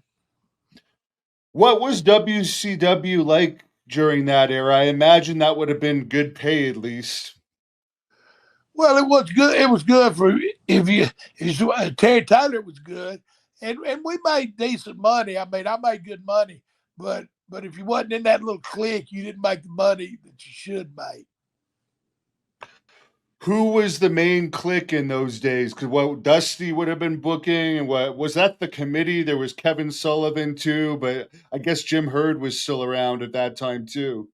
Well, when it first took over, Jim Crockett come in. He said, and it's right there at TV, and he kind of turned me the wrong way, but he said some of you guys will be hired and some of you will be fired. And like I had friends, they were my friends because when it's territories, y'all traveled and hung out together and stuff. So it's like he come in and I knew I could get a job. But anyway, he would just say anyway. Then everybody was flying up to TV on his planes, and he told me in Thunderbolt we had to drive up there. I didn't go, and Thunderbolt didn't go either. So I'm not a big Crockett. I wasn't there, and then when you go to Jim Herd, Eddie Gilbert, he was in the office doing the booking committee style, and he got me back in. And Ric Flair right off the bat said, we don't want to hire him. He's an alcoholic. Well, I come to the committee. I go before the committee. And Jim Herd, something I'll never forget. Jim Herd told me, he said, Tommy, he said, you could be outside, stand in front of a big bar with a sign that says tavern on it, and somebody drive by and see you stand out there and swear to God that you was toe up and you not even had a drink. And I thought, well, you're right. I said, but if I was standing out front, I probably done had a drink. Yeah. But yeah. You never hear any bad stories about you, though. I mean, I've heard that Jake Roberts has said some stuff about you, too. But, I mean, there's a million bad stories about him. But nobody says anything bad about you. What Jake Roberts say about me? I heard he said something similar related to the alcohol. Oh, well, yeah. And that ain't like him smoking that shit and coming to the building, police be looking for. He don't need to say nothing bad about me. yeah. I got some worse stories on him than he does me, let me tell you.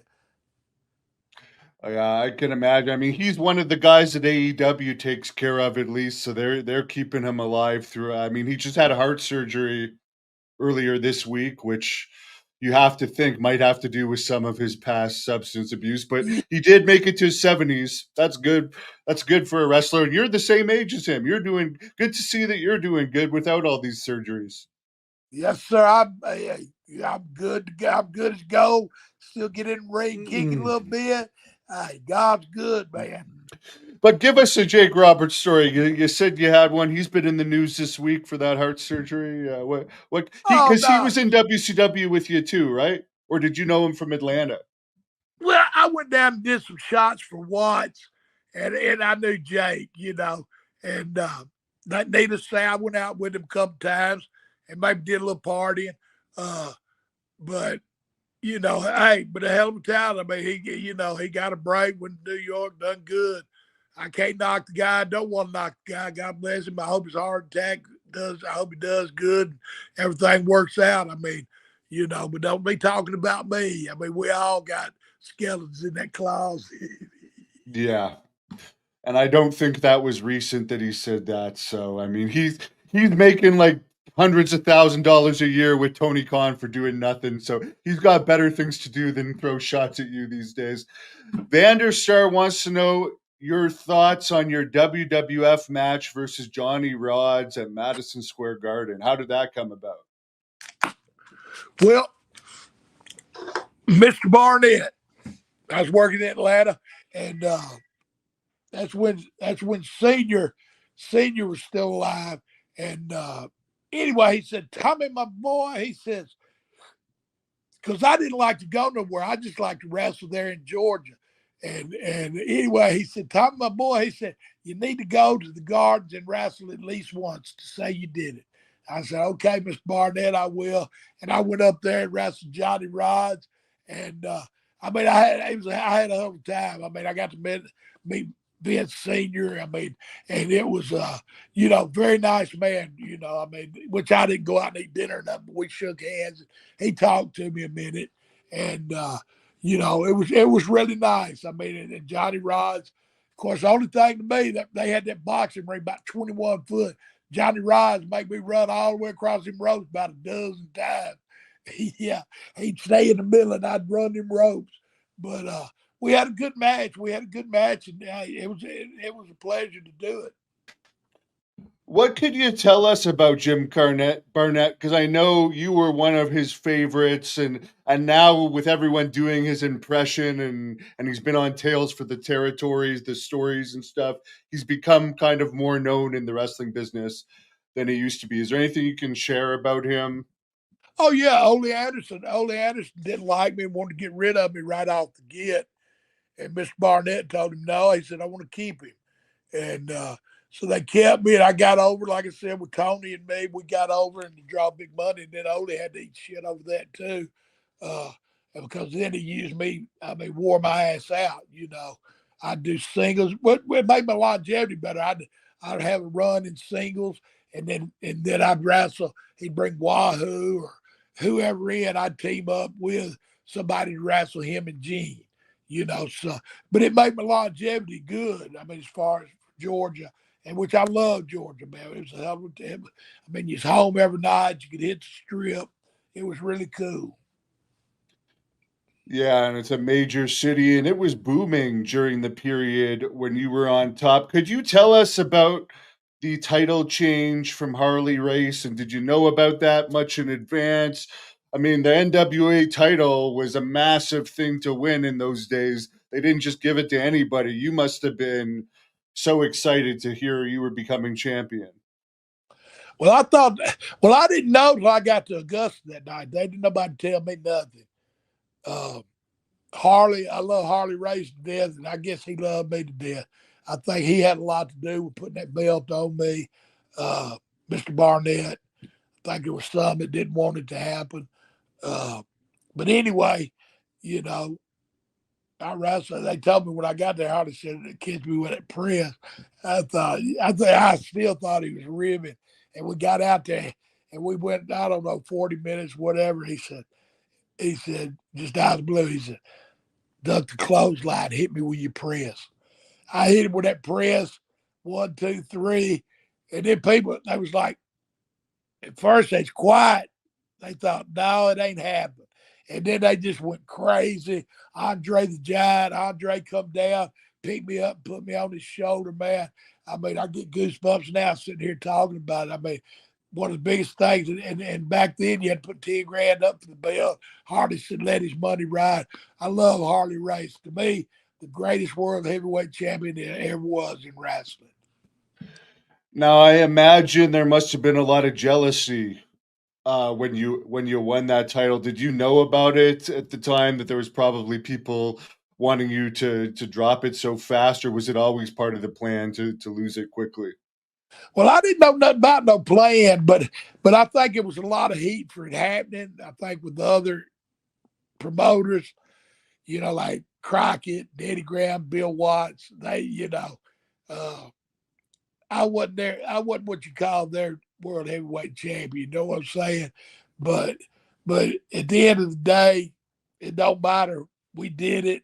Uh, whether I held it 5 days or 2 years, it don't matter. I'm on that list.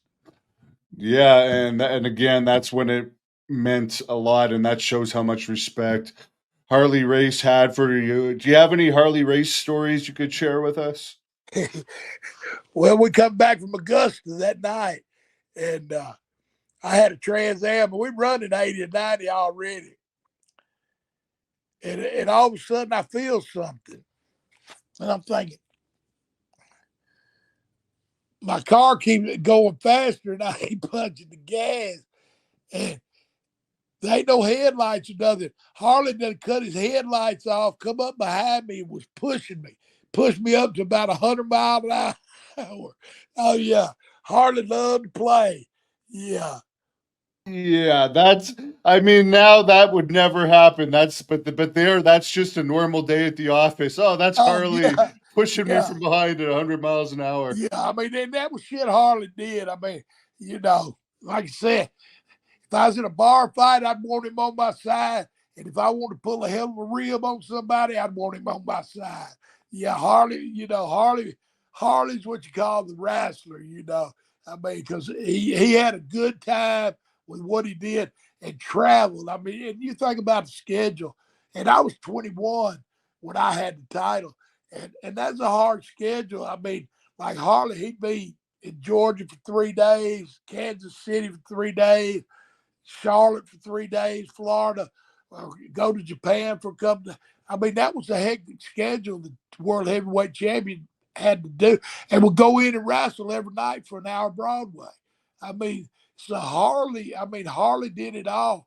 I mean, truck drivers say they do a lot of miles. They didn't do no more miles than Harley did, and plus, when they got their load to wherever it went, they'd get the sleeper and go to sleep till they got it alone. Harley would get to the town, get in the ring and wrestle, and then may have to fly somewhere else, you know. So, I mean, it was a grind. How did winning that title like increase your bookings? Would that have been one of the busiest points of your career after you won the title just because of the boost it gave to your name value? Well, like I said, I didn't like to travel a lot. And I mean, all of our stuff. And then, of course, you know, in Georgia, then we started going to Ohio, West Virginia, Kentucky, and up to Michigan.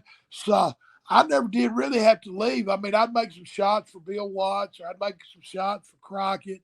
But once I told Mr. Barnett how much they paid me, Eddie Graham, Jim Crockett, and Bill Watts, Eddie Graham, Jim Crockett. Like, I was on the Superdome and made $150 where Dusty Rose would make 3,000. You know what I'm saying? So, and I told Mr. Barnett, he asked me, he said, why don't you like to go work for these guys? I said, well, Mr. Barnett, I'm gonna be honest with you. I said, I can go to Carrollton, Georgia, which is one of our towns, and make $150, probably $250 because it's sold out. And I did the Superdome and didn't make that much. And he said, really? I'm not Paul Bosch. Paul Bosch, what a gentleman. You know, he was at school. If you was on a certain match, he paid every who it was that money. You know, Paul Bosch, excellent. And then I'd go up there and work for Bob Geigel. I didn't mind going and work for him. I mean, they wasn't drawing the best money in the world, but but it didn't matter because if it was there, he'd pay me, and if I didn't put ass in the seat, and that's the way we got paid. If you put asses in the seat, then you got paid for it. And I was on like in the Superdome, the fourth from the last match, and made that, which everybody else, I guarantee you, made $2,000 or better. So I just I didn't mind going for these shows for Mr. Barnett that folks are struggling because that was a hard time in the business. And like the Sheik, I mean, I went to Parkersburg, West Virginia. Mr. Barnett called him one time because he was, struggling and asked him, he said, "Can I send you one of these guys off the TV to help you out?" Because they were good friends. And the Sheik said, "Send me the kid." Mr. Barnett said, "Who?" He said, "Send me the kid."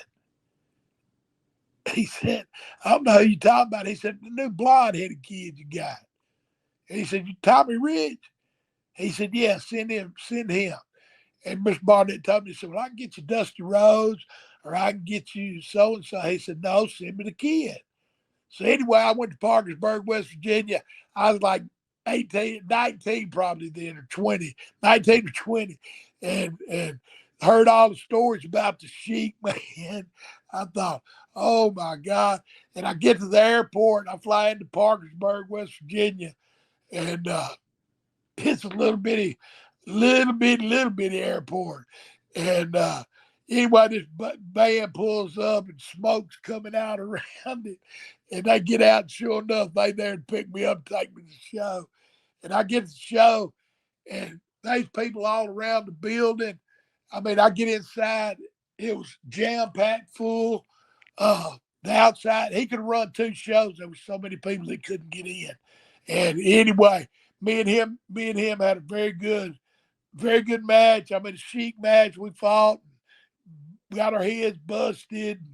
I mean, so it was a hell of a night. And I got to meet him, and then from that I met Sabu. And of course when I went to ECW, Sabu befriended me because he said my uncle told me you was good people, and Sabu always took care of me up there. Yeah, coincidentally, somebody right now is asking your best memory of Sabu. God, just being the person he was, man. He was like anytime I need anything, he was there. I mean, he come. We did the ECW show in Atlanta. He come stayed at my house. I mean, yeah, Sabu and me had a very good relationship. Very good. Mike D wants to know your thoughts on the Nasty Boys. Did you ever wrestle the Nasty Boys? I don't know if I ever wrestled or not. I knew them. They couple wild and crazy boys. I mean, they was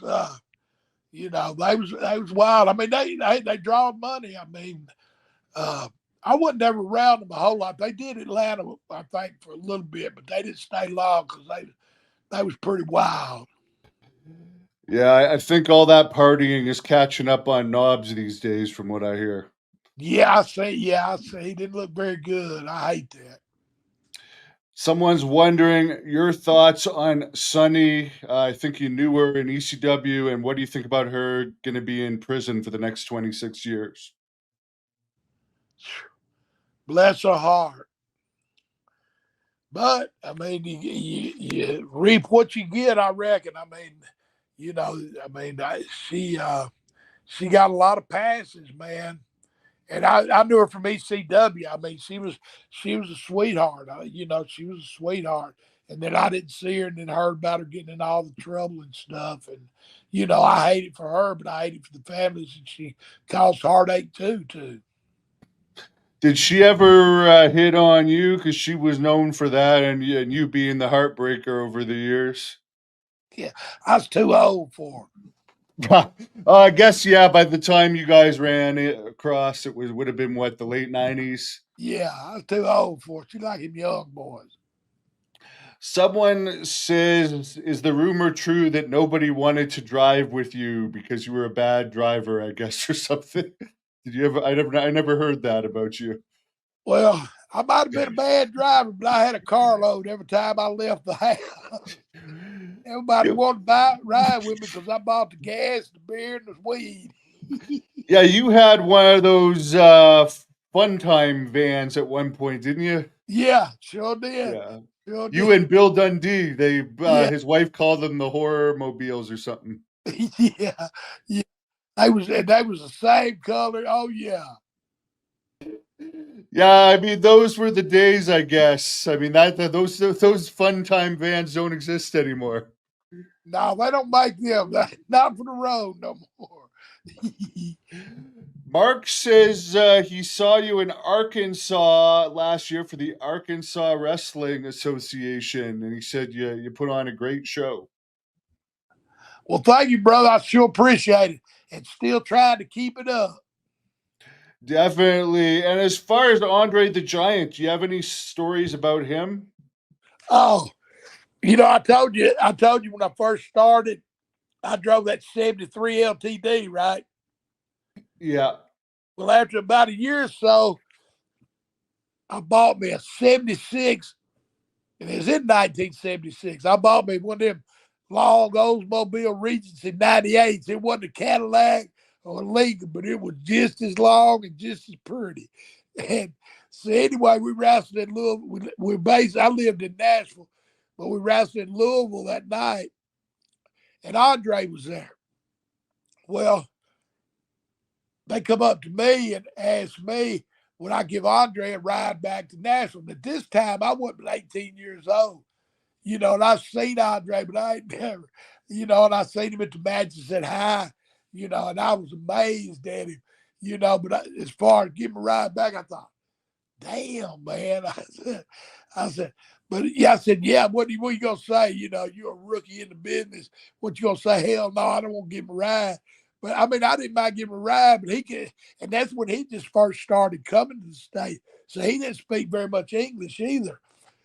But I said, yeah, I'll take him. And later I found out didn't nobody want to bring him back because he was so big, because he broke their seats and stuff, laying on, which I didn't care anyway. So his translator, Frenchie, made a long trip. Well, he was over at the Holiday Inn Hotel asleep. So we did the match. They sent me there to pick him up. Well, as I'm pulling in, it's got like a horseshoe turn in it. And I run that fucking excuse me. I ran that nigga Oldsmobile up on the curb, and it went kaboom, then boom.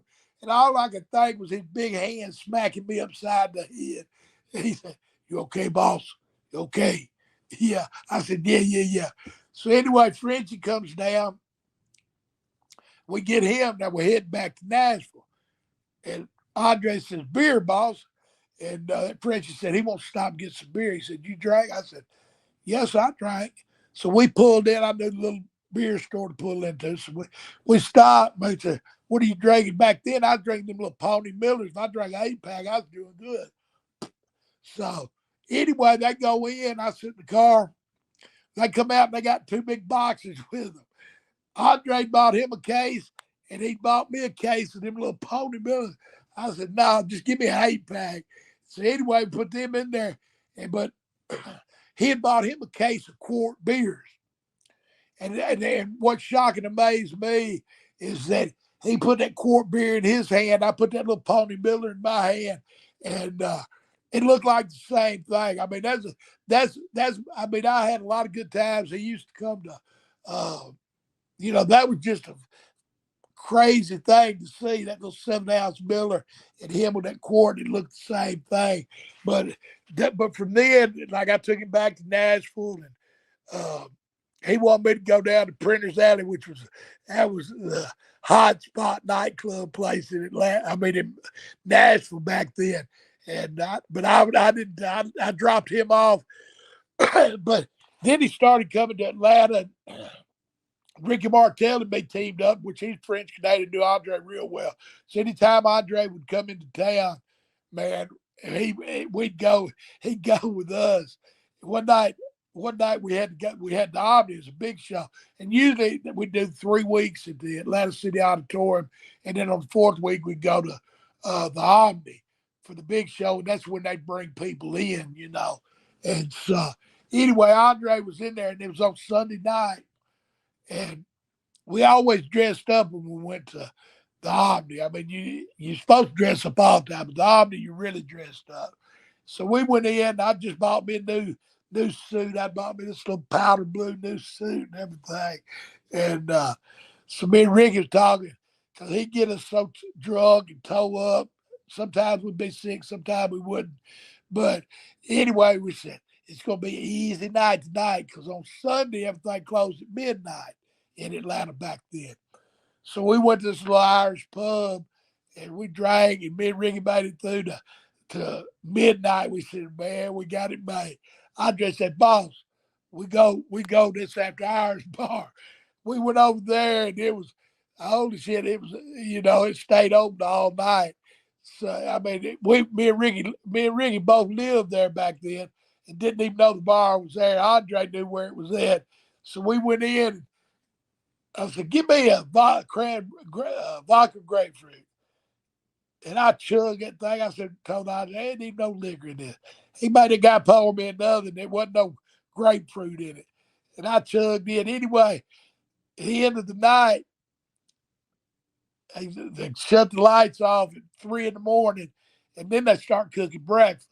And they started cooking that bacon and shit, and that stuff didn't go with all that booze. I run to the bathroom, get sick. Well, they had one bathroom stall and one little urinal. Anyway, the stall was locked, so I had to throw up in that urinal. And all of a sudden, there was somebody in there. It was Rick. He was in there getting sick too. Me and him both. They had an L-shaped bench out front. Rick was laid on one, and I was laid on the other. And people was walking in and saying, look, that Tommy Rich and Rick Martell. Andre come out, picked us both up in his arm. Me in one arm and Rick in the other. Carried us to the car, and he drove. I didn't know he could drive. He drove us home. That's hilarious. Did you ever experience one of his famous farts that he would do and make everyone want to puke? No, I wasn't ever around that. Lucky you. Speaking of Rick Martell, what's happened to him in recent years? He's kind of dropped off the radar. Yeah, he got completely away from the business. I don't know. I hadn't talked to Rick and it's been years. Glenn wants to know, in Mid-Atlantic in 1970s, who did you find hard to work with?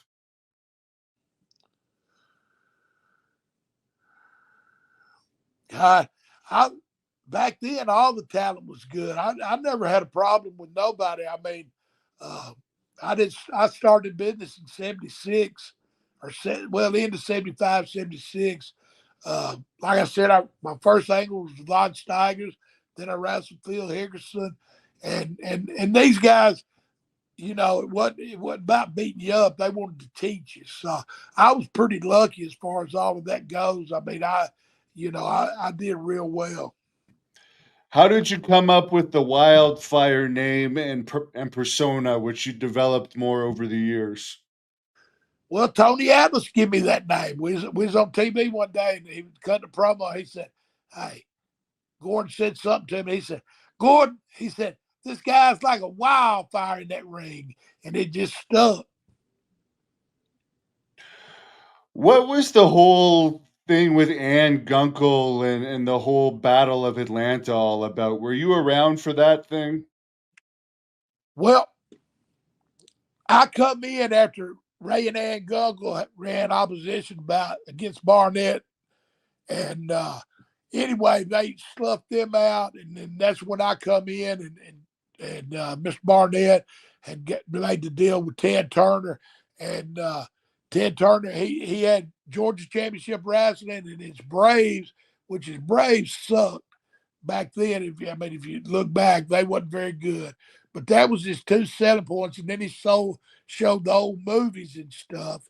And but it was like Ted Turner, he was like cable before cable was cool.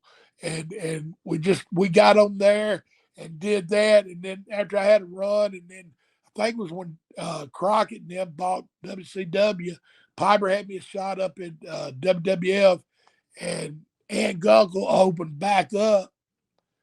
You know, that's after her husband Ray died, and she had opened back up and put me on the guarantee, and I worked for her for about a year, maybe a year and a half. I mean, she ran shows.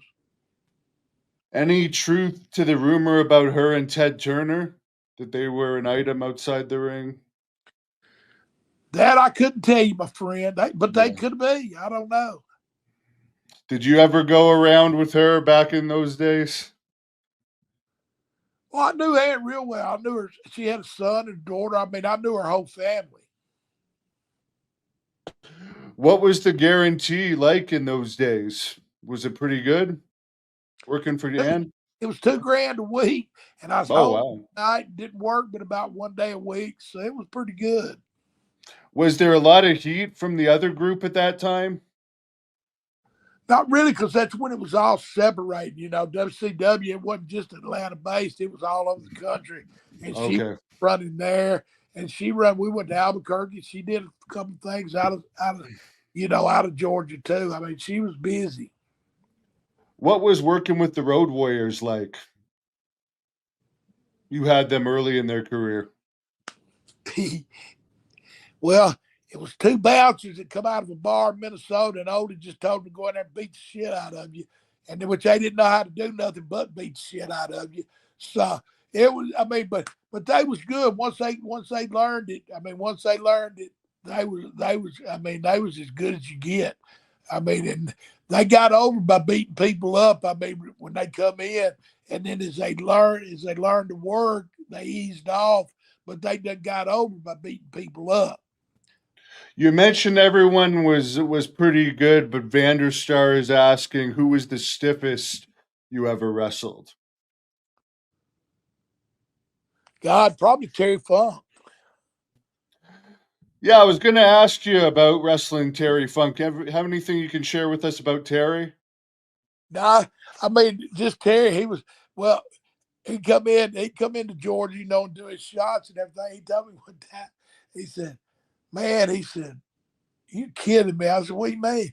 And him and Dory was on their way to some town and pulled into the store, and they knew who the Cadillac, I knew the wrestlers.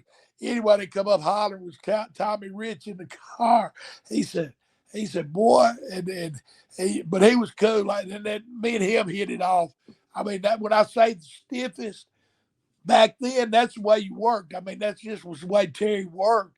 I mean, he didn't beat me up. I didn't have no busted eye or nothing like that. It was just a good, hard, solid match. And I mean, his dad rather, and back then especially, that's when they was stiffer than Hades probably, you know.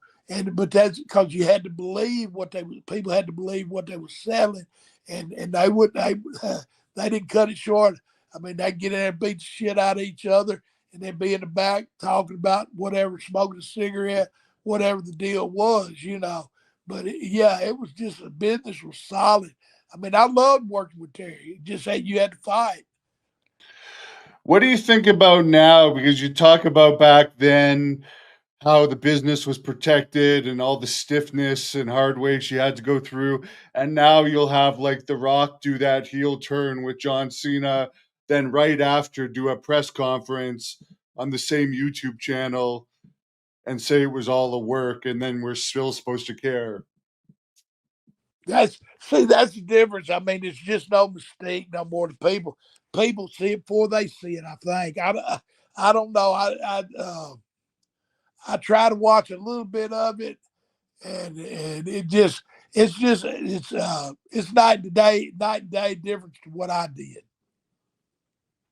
And a lot of the stuff, it looks like, I mean, it looks cooperative. It looks like you would have to be cooperating with this other person to do the move, but they define a good wrestler now on if you can do these moves, like the Canadian destroyer type stuff that you would never see in a real fight in a million years. Yeah, I mean, I couldn't do what they do today. It's more acrobats than it is. I mean, wrestling to me now. I mean, it's you know, you got to be a high flyer. I couldn't if I had to do what they do now, diving through the ropes and the floor and all that. I mean, you know, you do that stuff every now and then, but they do it every match 2 or 3 times. and it just, I don't know, it just, to me, it's just changed so much. Yeah, it's totally different, and for whatever reason, I'd rather go back and watch one of your matches than the stuff today because it's just I just can't get into it for whatever reason. Someone South Force 10 is asking how you got along with Ron Fuller and were you around during the Knoxville War? Yeah, I was there. I got along good with Ron Fuller. They took care of me. I wrestled for them in Continental Championship Wrestling when they had that. I did real good with them. Uh, you know, and then I was there in Knoxville when they had the thing. Dick Slater, Bob Orton got in a fight one night at the bar. You know, because there was the opposition, and that was a scary sight seeing them two tie up. Yeah, what happened there? What was the finish of that Well, one? they just throwed a couple of punches at each other. And we got it broke up, but you know that was some high test drive going on. I heard Dick Slater liked to give people swirlies in the toilet after he beat them up. I heard Terry Funk say this that he would beat them up, then he would drag them to the bathroom and shove their head in the toilet like you'd see in a movie. Well, I think he did that to Sting. Yes, yeah, he did do that. Were you around for that? I didn't know. I wasn't there. I heard the story. Yeah. Good thing Sting didn't turn him off of wrestling because he ended up making a fortune in the business. Yeah, yeah. But yeah, he was. What was Slater like? I mean, we hear about that, but did he have a nice side too, or was he just like Oh, me and Diggy, when I've come to Georgia, he kind of took me out of his way. Yeah, I got along good with Diggy. Yeah, when Diggy was booking out in San Antonio, I went out there and anyway, we had like a 300-mile trip. Wanted to get back. My wife went out there with us and with me. And anyway, we come back. He drive, and it's just flat ass road. He driving 100 miles an hour. We decided to stop and take a leak. Well, I get out. I use the bathroom. He gets in. We going down the road. Man, I'm thinking, hey, something. I got out of that car and stepped in the ant bed. He had to pull the car over. I stripped down. I had to ride back in my drawers. Yeah. But yeah, Dick and me were real good friends. I love Dick to death. Carl wants to know approximately how many people did you personally witness Buzz Sawyer kick the crap out of? Yeah, well, if he wasn't working on top, he kicked shit out of everybody on TV. But he got in a few fights. Buzz was tough. I mean, he didn't say no to nobody. Did you ever hear the cause of death of Brett Sawyer? Because he died a year or so ago, and no one really said much about what actually happened to him. He just kind of died, and that was it. That's been more than a year or so ago. There, yeah, probably maybe it was 2 years. I don't know, but It it has been 5 or 6, ain't it? very well. You know what? I may have had more concussions than you. I was going to say, I'm thinking it might be closer to 10. I don't know. No, I don't know if it's been 10. I definitely interviewed him within the last 10 years for sure, but Okay. it may have been more than a year. But I know it's been more than a year. Shit, Brett just died a year ago. yeah. Oh no, I was talking about Brett. Buzz, you're right. It's been 10 years. Yeah. I was Oh, talking about Brett. Yeah, Buzz, we know why he died. yeah. But Brett, it didn't come out. Yeah, I don't know. Because I he was had quit drinking and stuff, one of right? the last times I seen him. I don't know. He was tore up. I don't know. He didn't know where he was at hardly. I mean, I don't know what happened to him either, to be honest. Here's a good question. Thoughts on Billy Jack Haynes, who you wrestled in 95? They just put out a Dark Side of the Ring on him. Yeah, I know. I mean, in the brief period I met him, he was a nice fellow to me, but I heard a lot of stories about him, and then I seen that Dark Side of the Ring, and he he he must have been a crazy cat, because yeah, I mean, just all them stories. Yeah, I mean, I don't know. Yeah, well, it came out yesterday that he was declared unfit to stand trial. So he's going to be in a mental institution until they declare. Who knows if they ever will, but he's not mentally capable of being questioned on the stand right now, apparently, for the case of the death of his wife. So he played that crazy card good. I mean, I believe it. I mean, he would call me and tell me this stuff, and I mean, I would hope that he was working me. I hope that I used to actually have a hope that he was somehow working me a little bit, but I'm beginning to less and less think that any of it was a work. Yeah, I mean, it's like when I watched that Dark Side of the Ring, man, I thought, damn. I mean, like him saying that the two kids on the railroad track and just all that stuff. I mean, that's some far out thinking there. Yeah, I actually interviewed not too long ago a senator from, I don't know a senator, but he's in the government of Arkansas.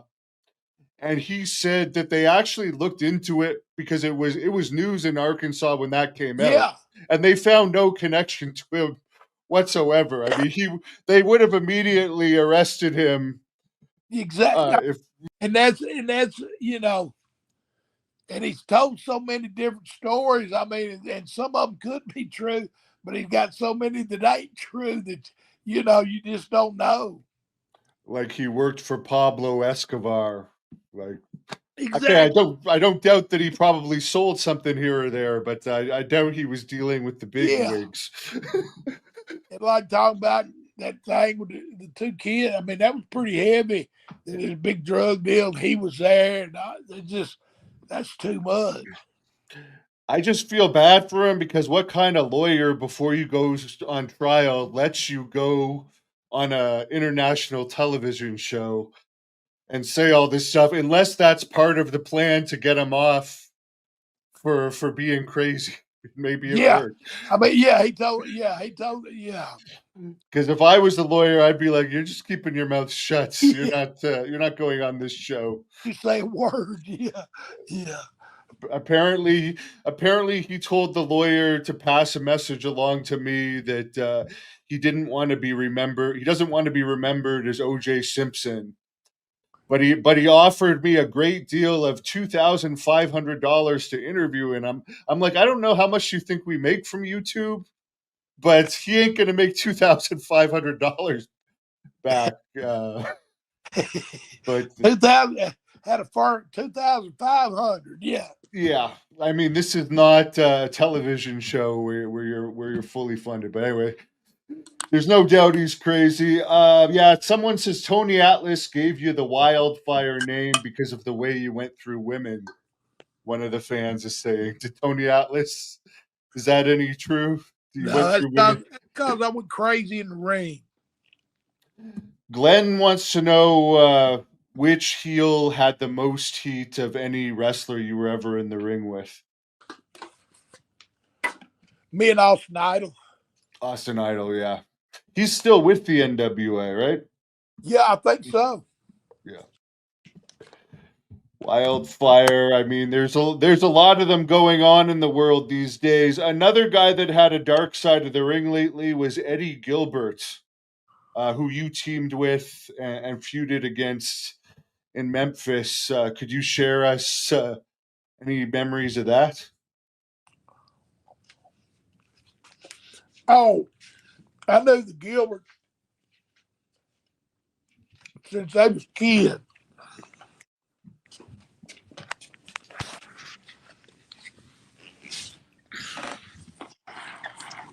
What did you think of the relationship with Eddie and Missy Hyatt?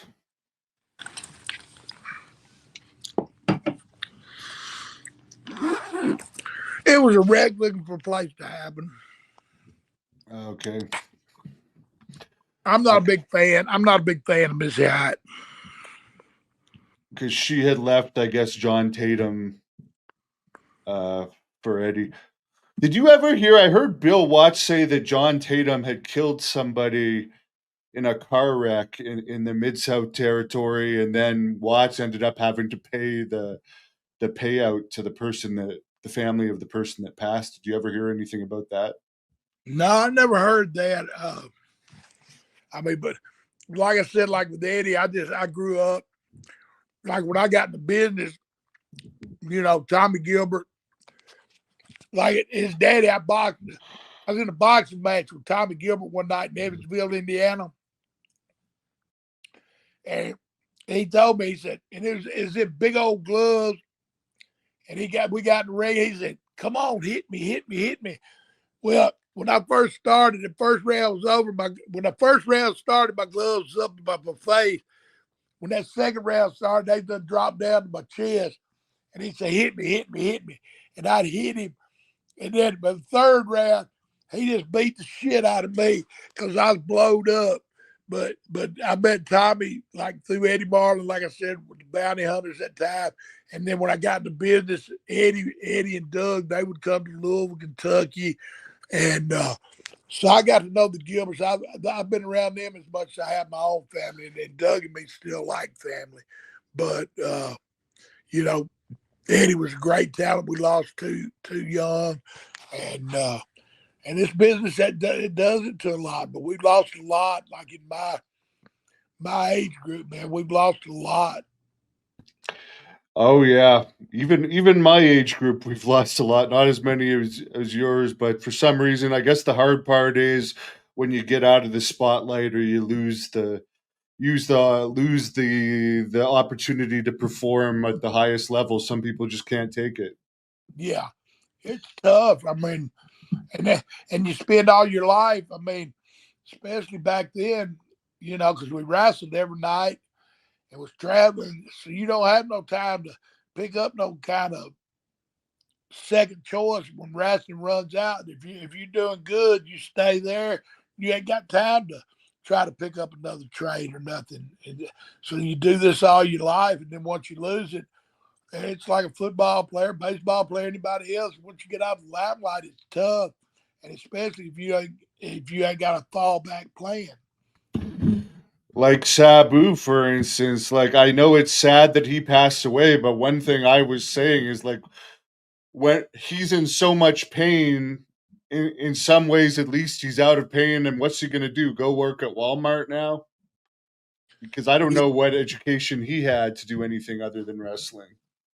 Yeah, I mean and like I said, Sabu's a good friend. I mean, I love Sabu to death, and it's just sad it happened, and he's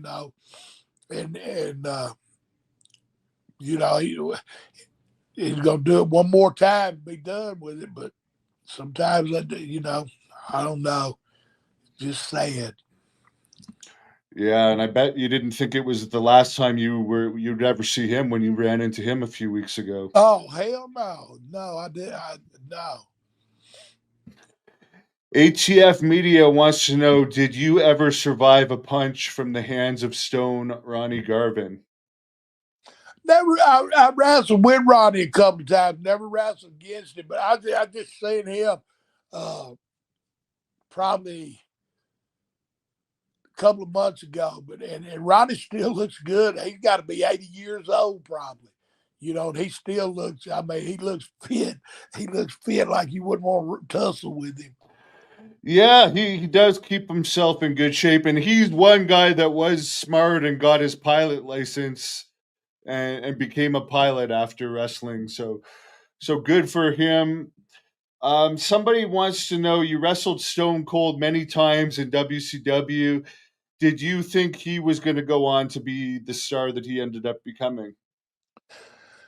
No, I didn't. No, I didn't. But he was a very humble person.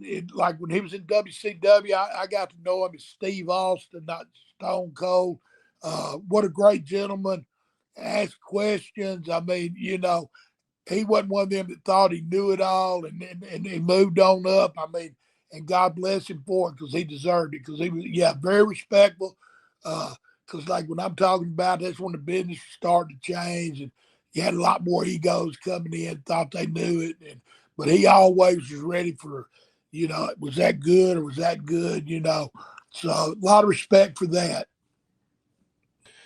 As far as all the other titles you've won over the years, obviously the NWA World title was the biggest. Is there any you would put number two that you would say is like the second most important title reign or victory Well, of I your don't know career? if it's the most important title reign or not, but Remember I told you at the beginning that Abdullah the Butcher told me, he said, "Kid, I'll give it back to you one day." Yes. You remember me telling you that Yeah. earlier? Hannibal. Can you Yeah, hear I me? remember. He said he would get help you out for He putting him said he was over. gonna get. He said he'd give it back to him. Right. Well, it's Thanksgiving night, and we're at the Omni, and anyway, Wahoo got in a fuss with Ole Anderson, and so he didn't show up. It's supposed to be Abdullah the Butcher against Wahoo that night, and anyway, Ole Abdullah said, "Who you want to work with?" He said, "Who you want to work with?" He said, "The kid." He said, "Do what?" He said, "The kid," because everybody called him the kid.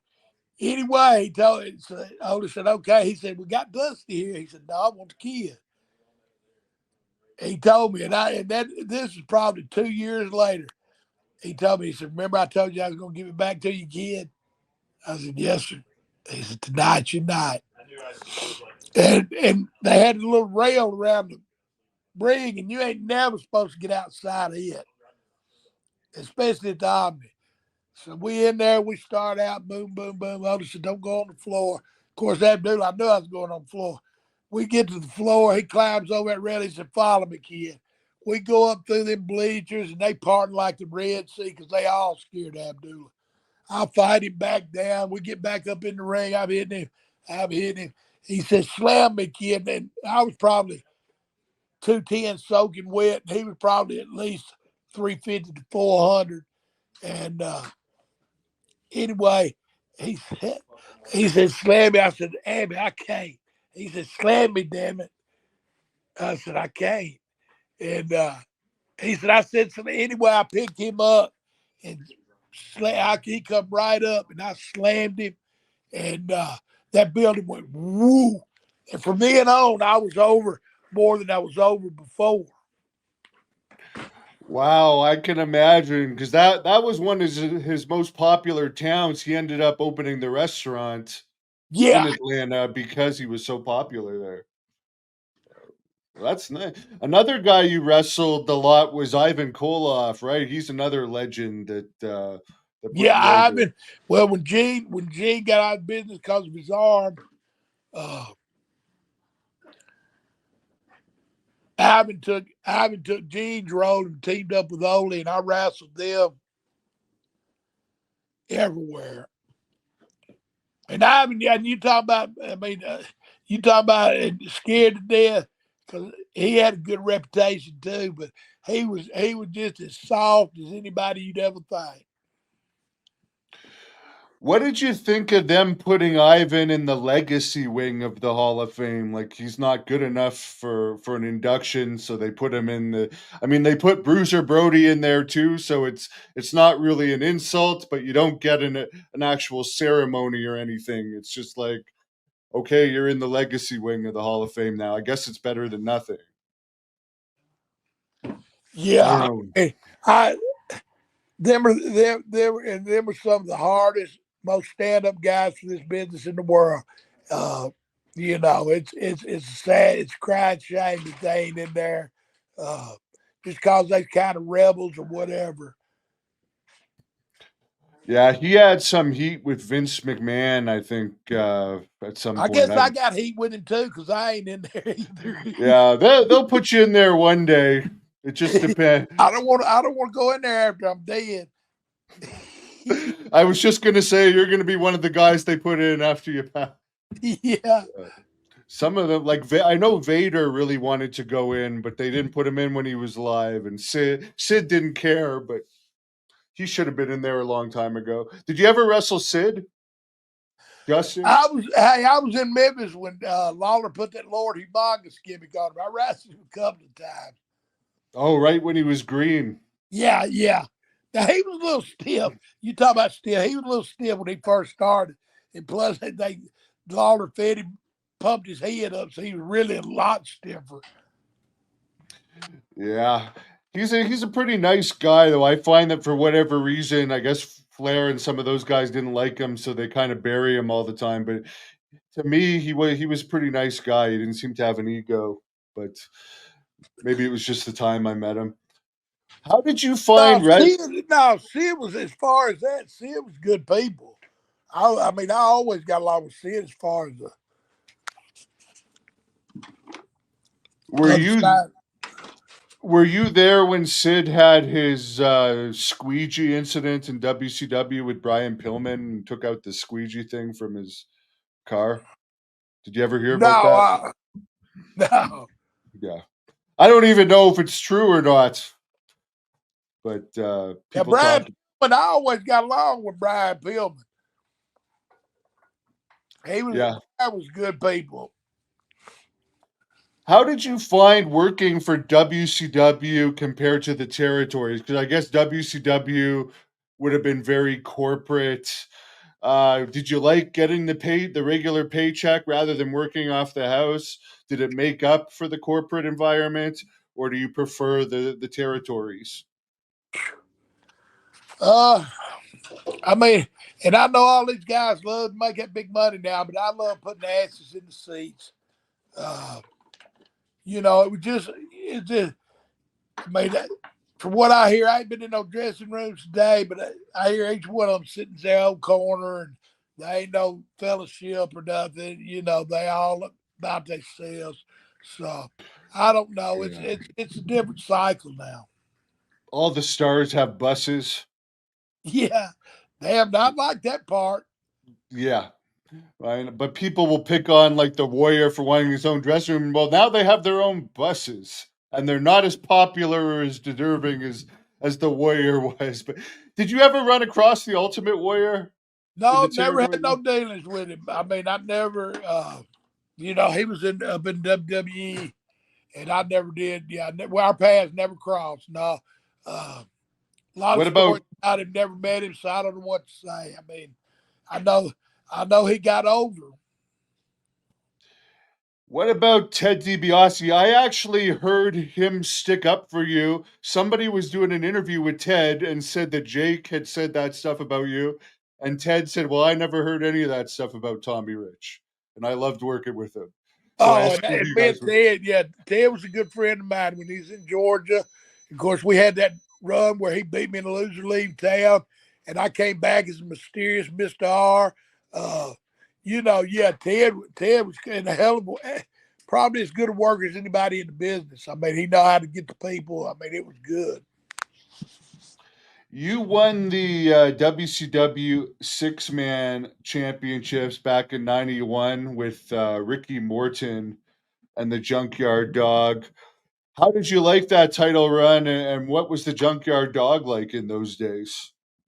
God, I loved him as much as the fans loved him. JYD, hey, uh, I mean, he liked to take care of his business and have a good time, but he loved them fans just as much as He knew where he come from, and he respected the whole 9 yards, man. Yeah, he's another one of the ones that, I mean, would he have even been 40 when he passed? He was pretty young. I don't know how. Probably around that age. I mean, he went down to see his daughter graduate, so I would say around 40. I mean, good guy, just sadly had some demons. But in that WCW time, he was making a bit of a comeback, I guess, right? Bill Watts had hired him back. Yeah. Oh, yeah. I mean, and which Bill should have let him, because JYD made Mid South Bill Watts territory. I mean, JYD's the one that popped it wide open. Were you in Mid South much? I did some shots in and out, but I wasn't there a whole lot. Yeah, No.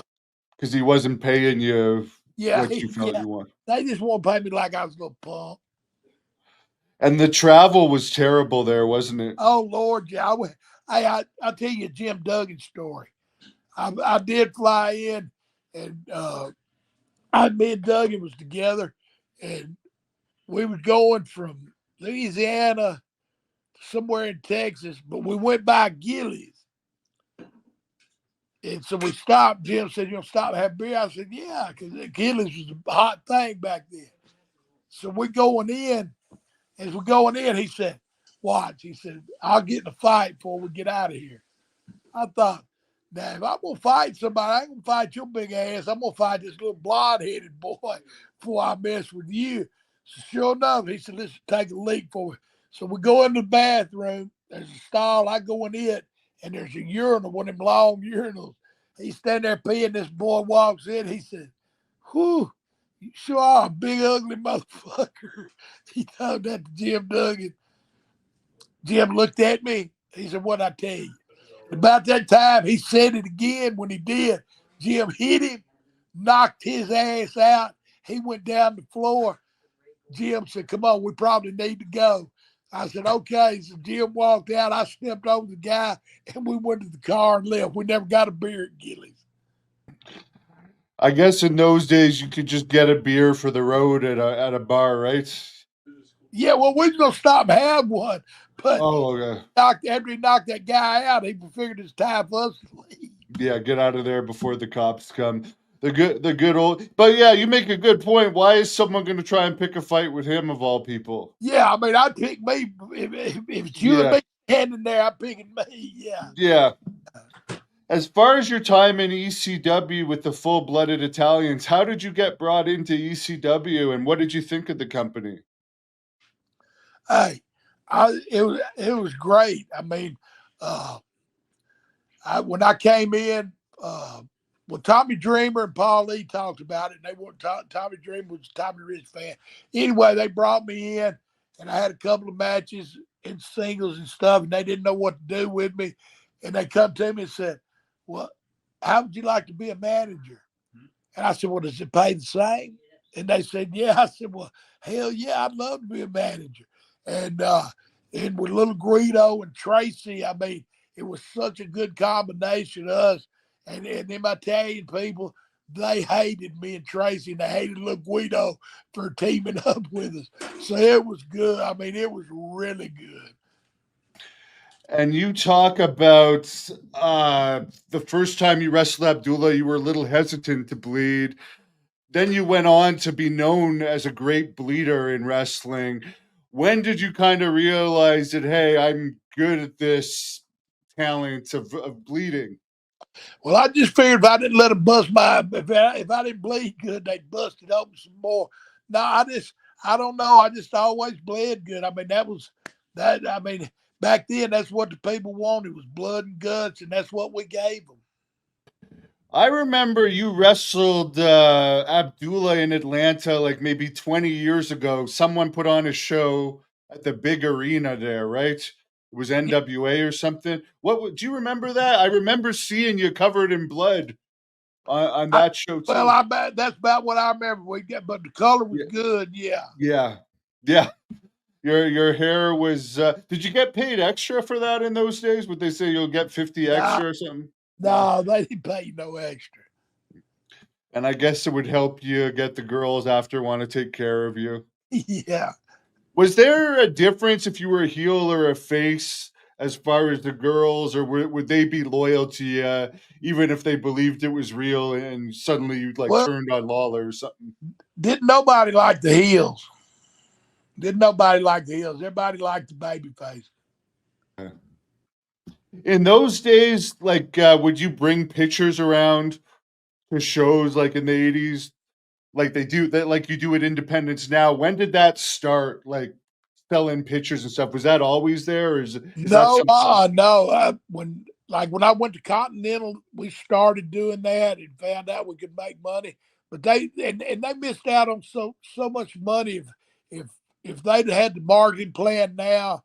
Back then, like they do now, I mean, they had T-shirts and pictures of all the guys. I mean, they'd made a killing on that, especially off of 17, because 17 was such a hot channel. They would have sold, ain't no telling how many Tommy Rich T-shirts or any other baby face, because that TV went all over the country, and it was the only one, that went out like that. I mean, it's like the Funk's telling me, how much over I was in Texas.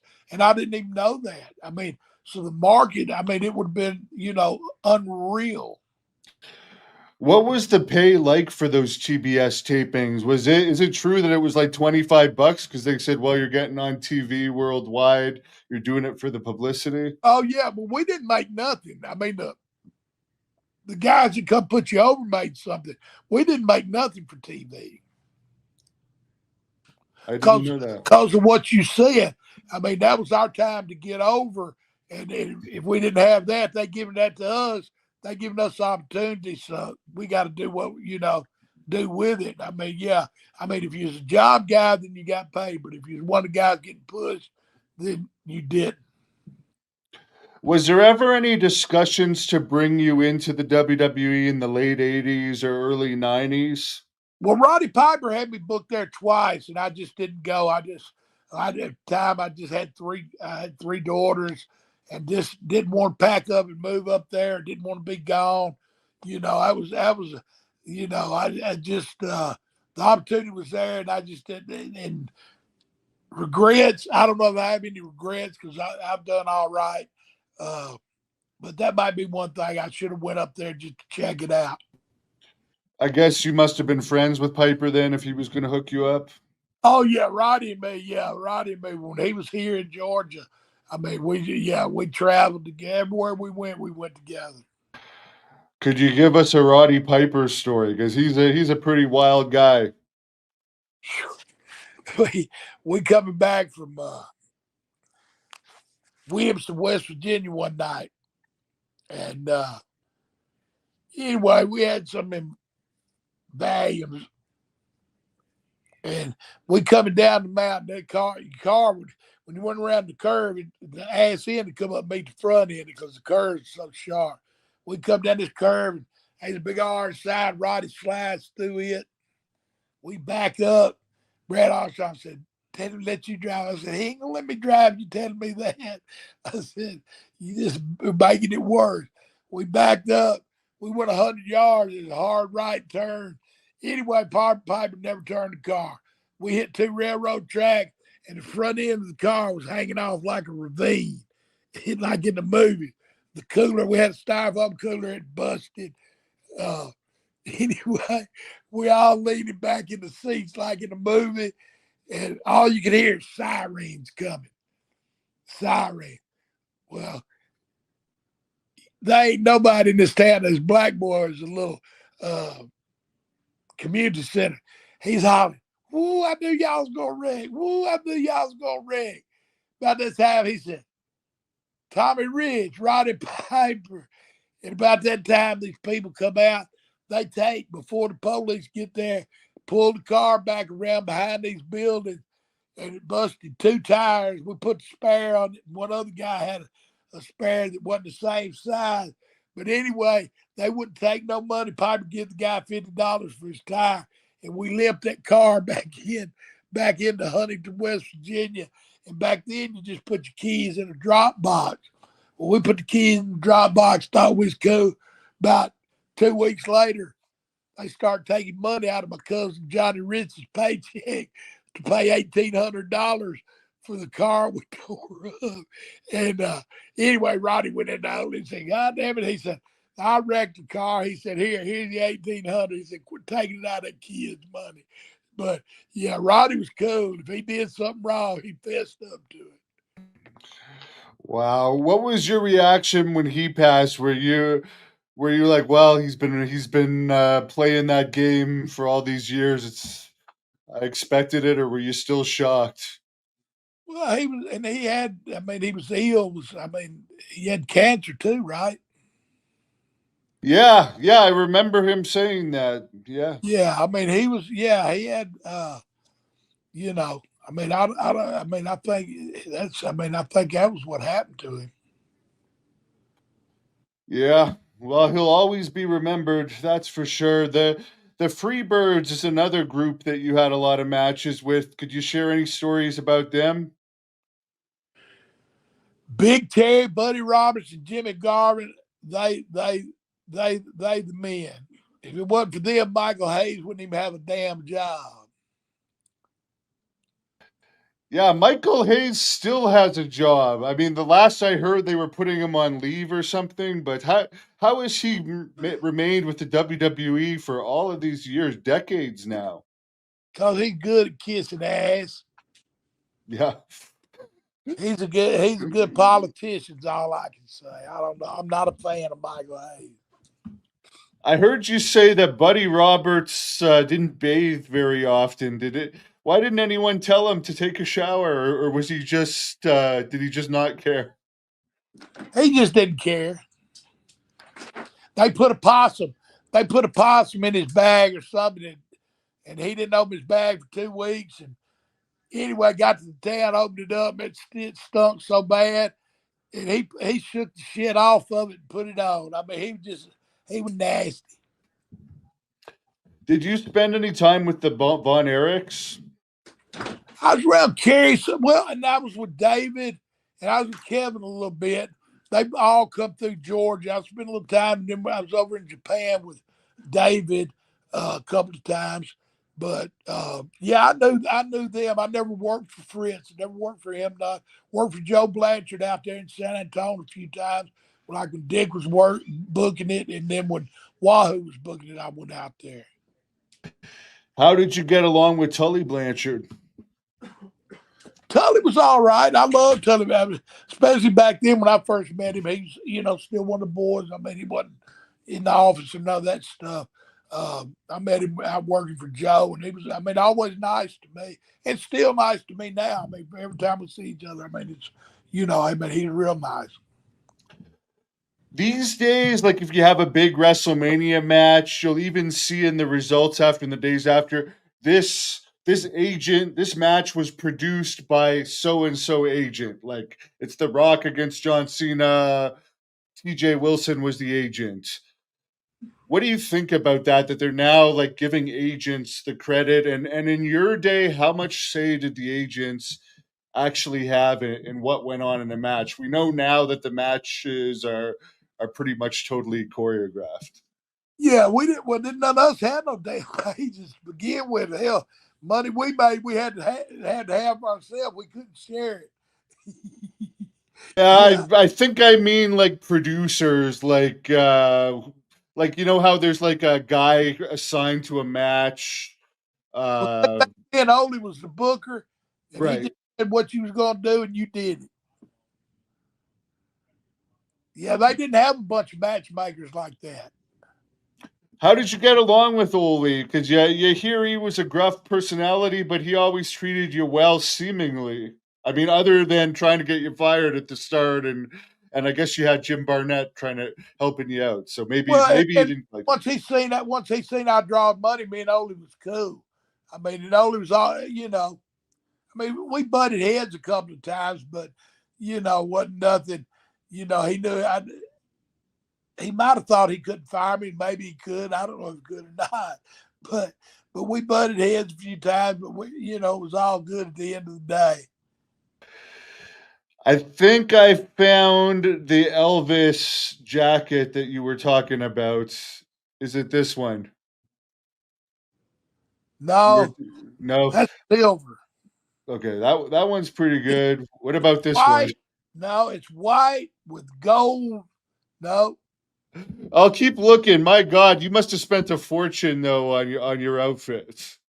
Yeah, and I can't believe it. In 1981, it was on Bill Abner's magazine. I was with the Rookie of the Year trophy, and I had that jacket on. I'll look that up, but while I'm looking it up, I mean, wrestling's totally different now, but let's say there's a young baby face watching this. You're one of the greatest baby faces of all time. I'll give you that. What baby face advice would you give? I don't know what to give them now because they don't sell enough. I mean, hey, selling and making the people buy what you're selling. I mean, that's the greatest thing in the world. I think that the business, and I asked somebody about this one time not long ago, but they told me the business has changed so much. It's more like kids like the pinball, like a pinball game. They like the boom, boom, boom, boom, boom stuff. And where ours, we used to slow down, paint a picture, and then do a boom or a boom. And then, but now it's just boom, boom, boom, boom, boom, boom. If I had to sit in the dressing room and go from my first spot to the finish to the, I couldn't do it. I mean, we'd have a little opening, a little heat spot, then you do the finish, but the rest you played by ear. The in between stuff, all you play by ear, because people might not be what you're selling. You might grab an arm and they not be buying that, but you get a headlock and they're buying that. So, I mean, and that's the thing. I mean, it's even like promos that tell you verbatim what to say today. I mean, tell me what to say, but let me say it in my cornbread way, but you got to say it verbatim what they want to say. So it'd be hard for me. I just wish kids today had some of that. Do you think that the wrestlers will ever have the passion again when so many get paid to train now? I mean, I know you can say they're better athletes, but they recruit so many now out of college athletics, and it's like, would these guys even have been a wrestler at all if they weren't getting paid to train? Uh, I think there's a lot of guys, 90% of the independents are not good, but there's a 10% or 15 or 20% that deserve an opportunity that won't never get it, that come to them shows and make 10, 20, $50, whatever the hell they make, and go every weekend and then drive 200 miles, spend more on gas than they do to get paid, but because they love this business. And I think that's what these guys are in it for, the opportunity to make money. The other guys, they love the business and deserve an opportunity. Yeah, I agree with that. Somebody says he got an autograph from you and Nick Patrick at the old Villa Rica Armory in Douglasville, Georgia. Do you remember wrestling in that building? Yeah, Villarica. Yeah, we wrestled there a few times. A heck of a building. And Carrollton, Georgia, that's the town I was talking about. We draw where I'd make $250 and made 150 for once. Yeah. Oh, that was a hell of a wrestling town.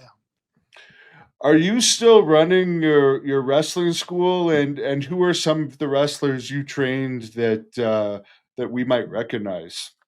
No, my wrestling school didn't last long. We had about 10 guys, and none of them never really made it. Here in Myrtle Beach, it's just the market wasn't here.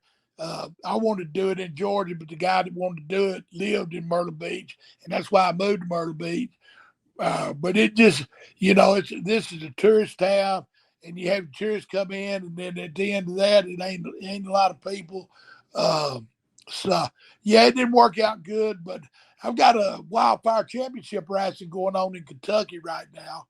It's doing pretty good. And I found a page that has all of your magazine covers. Maybe you can tell me if you see the one you're talking about. Can you? I can't even see them. They're too small. Well, you've been on a lot. The fans can probably see them. They're huge. You've been on like at least 20 I covers. can't believe one of the fans out there ain't got that magazine. I mean, I can see one. It's like a blue and gold. Can you see No, this?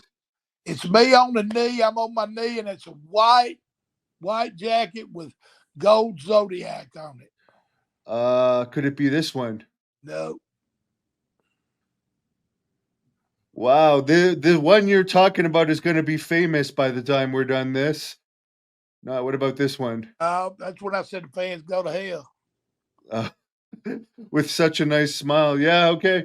Well, someone's got to find this for me in the next couple of days and look it up. So you got along pretty well with everyone. What do you think about the whole Vince McMahon controversy that's going on now? That seems to be dying down a little bit now that it seems there's some questionable stuff about the person that was making those accusations about him. Do you think it's just going to all blow over and Vince is going to come back to WWE one day, or do you think this is truly the end of him? God, it would, well, with all the money he's got, it'd be the end for me anyway. I wouldn't even want to be back in the business, to be honest. But but you never know with him. But I think some of them stories are true, probably so. Would you like to see another company come up? I know we got, TNA is pretty much an affiliate of WWE now. AEW started out as kind of an alternative, but then it kind of went in the other direction.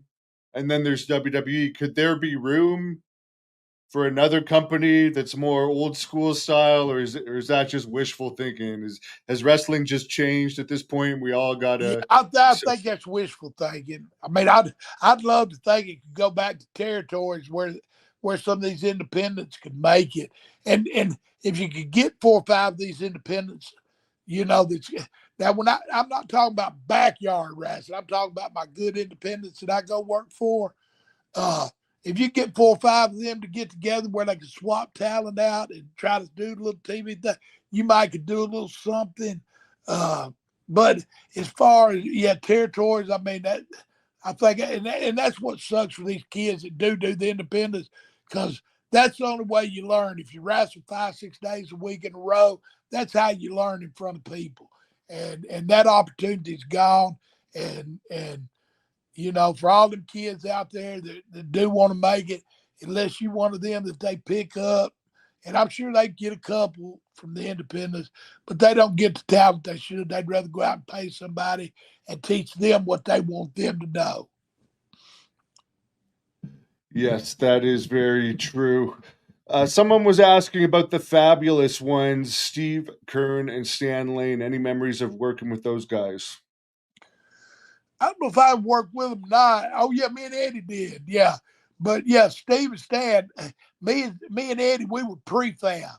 They Stan and Steve, when Jarrett brought us in to do the Fabulous One gimmick, Steve and Stan, you couldn't touch them. They was over like nobody's business as the Fabulous Ones. I mean, they carried that load. I mean, me and Eddie come in and did it after them. If they'd brought me in as Tommy Wildfire Rich and Eddie in as Hot Stuff Eddie Gilbert, we would have drawn Jarrett more money. But he just wanted to show them that he could do something. What were your thoughts overall on Jerry Jarrett? I knew him. I always liked him. Some people thought he didn't pay that great, but it seems to me like he helped you get in the business. Yeah, no, Jerry paid now Nick Goulas didn't pay very good money, but Jerry Jarrett, I mean, my money was always good. What town did you like wrestling the most in? Was it just the Georgia territory in general? God, I mean, when we was hot and went up to Ohio, Columbus, Ohio, Huntington, West Virginia, the Fieldhouse, they was all good buildings back then. I mean, it was nice to wrestle in your backyard at the Atlanta City Auditorium. I mean, and like I said, Georgia trips, you could be home every night and go down to the strip and party, So Atlanta to me was my favorite place to work. Did you ever have like a stalker or anything back in the days when you had like you were like the Beatles, all in one guy in the Georgia territory, and all the girls wanted you? Was there ever a girl that kind of went over the line with following you? I had 3 guys. I got kidnapped one time because I was supposed to wrestle Stan Hansen in Loser Leave Town, and I got kidnapped. Well, now you got to tell us that story. How does that even happen? I'm just teasing, man. Oh, you got that happens in like Mexico with Mexican wrestlers. Shit. No, I'm just teasing. Did you ever wrestle in Puerto Rico? Yeah, I went to Puerto Rico a couple of times. That was a tough place to be. I'm gonna tell you, it was them people. They throw bottles, rocks, anything they could get their hand on. And they didn't matter if you was a good guy or a bad guy, they'd sling them. Yeah, it sounds like when I wrestled there too. Yeah, tell your wife he's almost done. We got about 9 minutes left, but we appreciate your time. Oh man, is that your wife? Get your wife on here for a second. Oh, that was my grandson. That wasn't my wife. Your grandson? Who do you live with? Who do you live with there? Me and my wife. My grandson lives with us. Oh, that's nice. Is he going to get into the wrestling business? No, he don't even know. No, he likes to go with me every now and then, but that ain't his cup of tea. You were in the AWA as well. Could you share any stories from your time there? You had a little bit of time with the AWA? Out of Minnesota. Yeah, back when they were working with Memphis. Yeah, I went up there. Wahoo was doing the booking, and got me booked up there. And I went up there when it was really cold. I stayed about 6 months, and it just was too hard because I was a family man. I didn't like being gone. I'd have to be gone 2 weeks at a time or something. I just going to Japan's one thing because you make good money, but to be gone 2 weeks from home and not make a bunch of money, it ain't worth it. You were around Sensational Sherry around that time, right? Did you know her very well? Oh God, I love Sherry Martell, one of the sweetest girls you ever met in your life.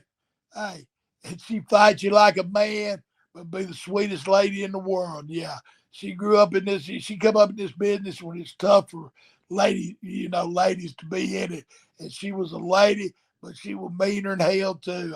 Sherry Martell, I love her. She lived in Georgia too, didn't she, in her later years? I heard she was quite a partier. Yeah, she liked to go. Did you ever, could she outdrink you? I don't know. We never did party like that. I just see Yeah. her at the building. She was always respectful to me, and I was always respectful to her. When I used to talk about AWA, I went up there and worked the angle with Kevin Kelly and her and ripped her dress off. That was a big thing. Yeah, I mean, Sherry was just always good people.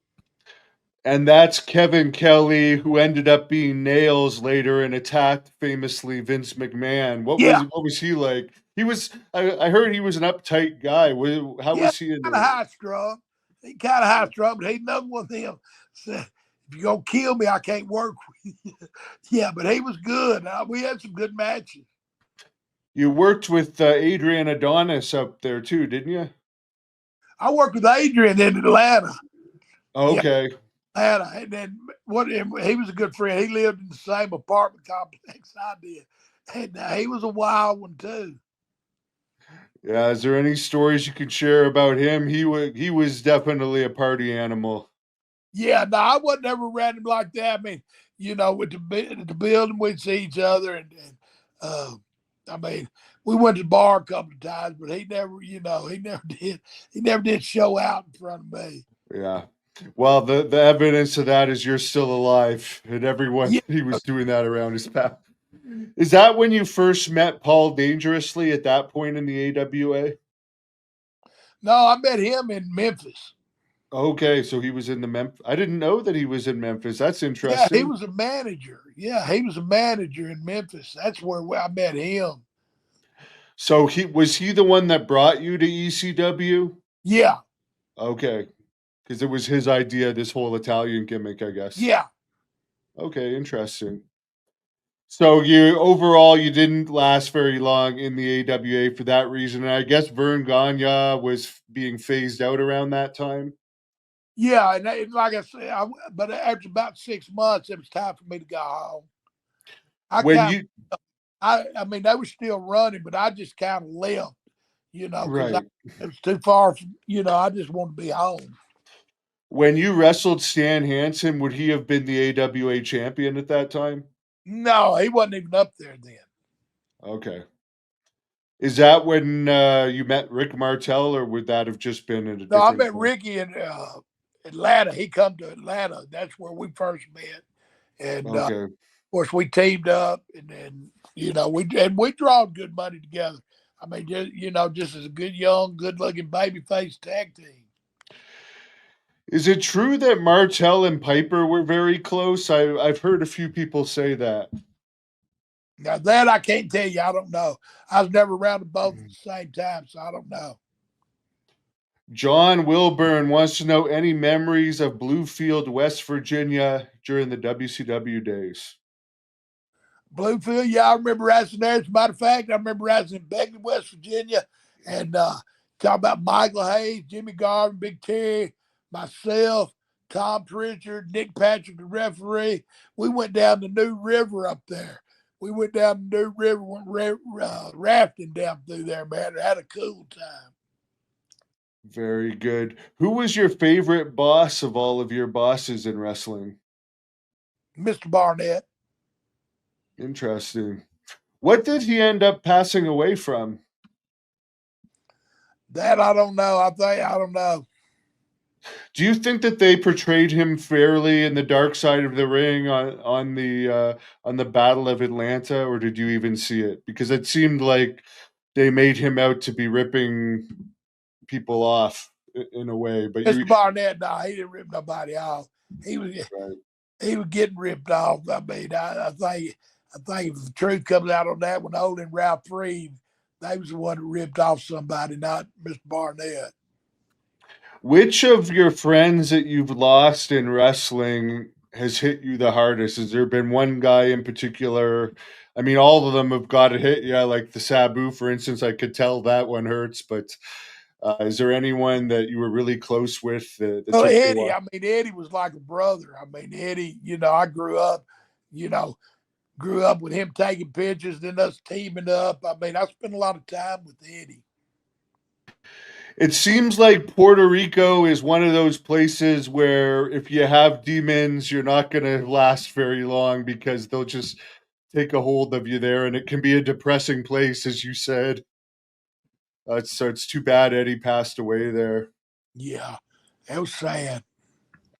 Any advice for general in wrestling? You giving us babyface advice? Somebody commented earlier you were one of the best heels in the history of Memphis wrestling. Maybe you could give us some heel advice as we wrap it up here. Shit, and I had the best of both worlds because being in Georgia, being a babyface on top, I mean everybody loved you, and then being in Memphis, and if you want to be a heel, and which now today, I mean, and I know it's all about, you said something earlier about selling pictures and T-shirts and all the gimmicks. See, back in the day, the heels, they didn't do none of that. And now then you go out and every heel's out there selling stuff. So there ain't no heels no more. It's in-betweeners. If you want to be a heel, be a heel. Don't go out and sell pictures. And I know that sucks and you'll make a little extra money. Promoter ought to pay you a little extra money if you don't go out and be a heel. I mean, if you stay in the back and be a heel like you're supposed to be, promoter ought to give you a little extra bump or some of them baby faces, whatever. I don't know, but it's hard to be a heel when you're out there selling pictures and T-shirts. Good advice. And final fan question here: any Buddy Landell stories? Another crazy guy. I was just around. Hey, Buddy Landell was one of the Memphis Mafia, man. I mean, you figure there's 5 of us and there's 2 left. We had Brian Christopher, Buddy Landell, and Eddie, and then Doug and me still left, man. But yeah, Buddy was, a lot of people, say he messed up. He had opportunity to go for the belt against Flair and do the Nature Boy thing. But Buddy, he was his own spirit, man. He did what he wanted to do, lived his life the way he wanted to. So, but I never had no problems with him. Love Buddy to death. Did you think Brian Christopher died the way they said, or do you think there was something more to it? Because it was ruled that it was a suicide, I guess. Yeah, I think that's kind of still up there, but I mean, I don't know. It's hard for me to swallow.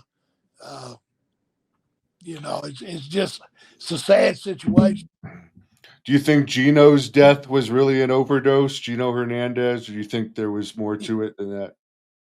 Well, I think Gino might have been tied up with some folks he shouldn't be. But hey, I loved when I wrestled with Paul Bosch. I spent a lot of time with Gino, and I mean, what a cool person. And that's another, it's tough. Well, it's been a pleasure talking to you, Tommy. You're one of the best people in wrestling. Where can the fans follow you? Are you online anywhere? Wildfire Rich. Tommy Wildfire Rich. There you go. On Instagram, right? Facebook. Facebook. Yeah. Told you I wasn't very educated. Perfect. Well, I'll let you close this off. Give us a little promo to shut this down. Thank Somebody say something about Hannibal. You better not come my way. But there again, get me booked up there in Canada for a couple of shots. That's what you need to do. you. Good. I cut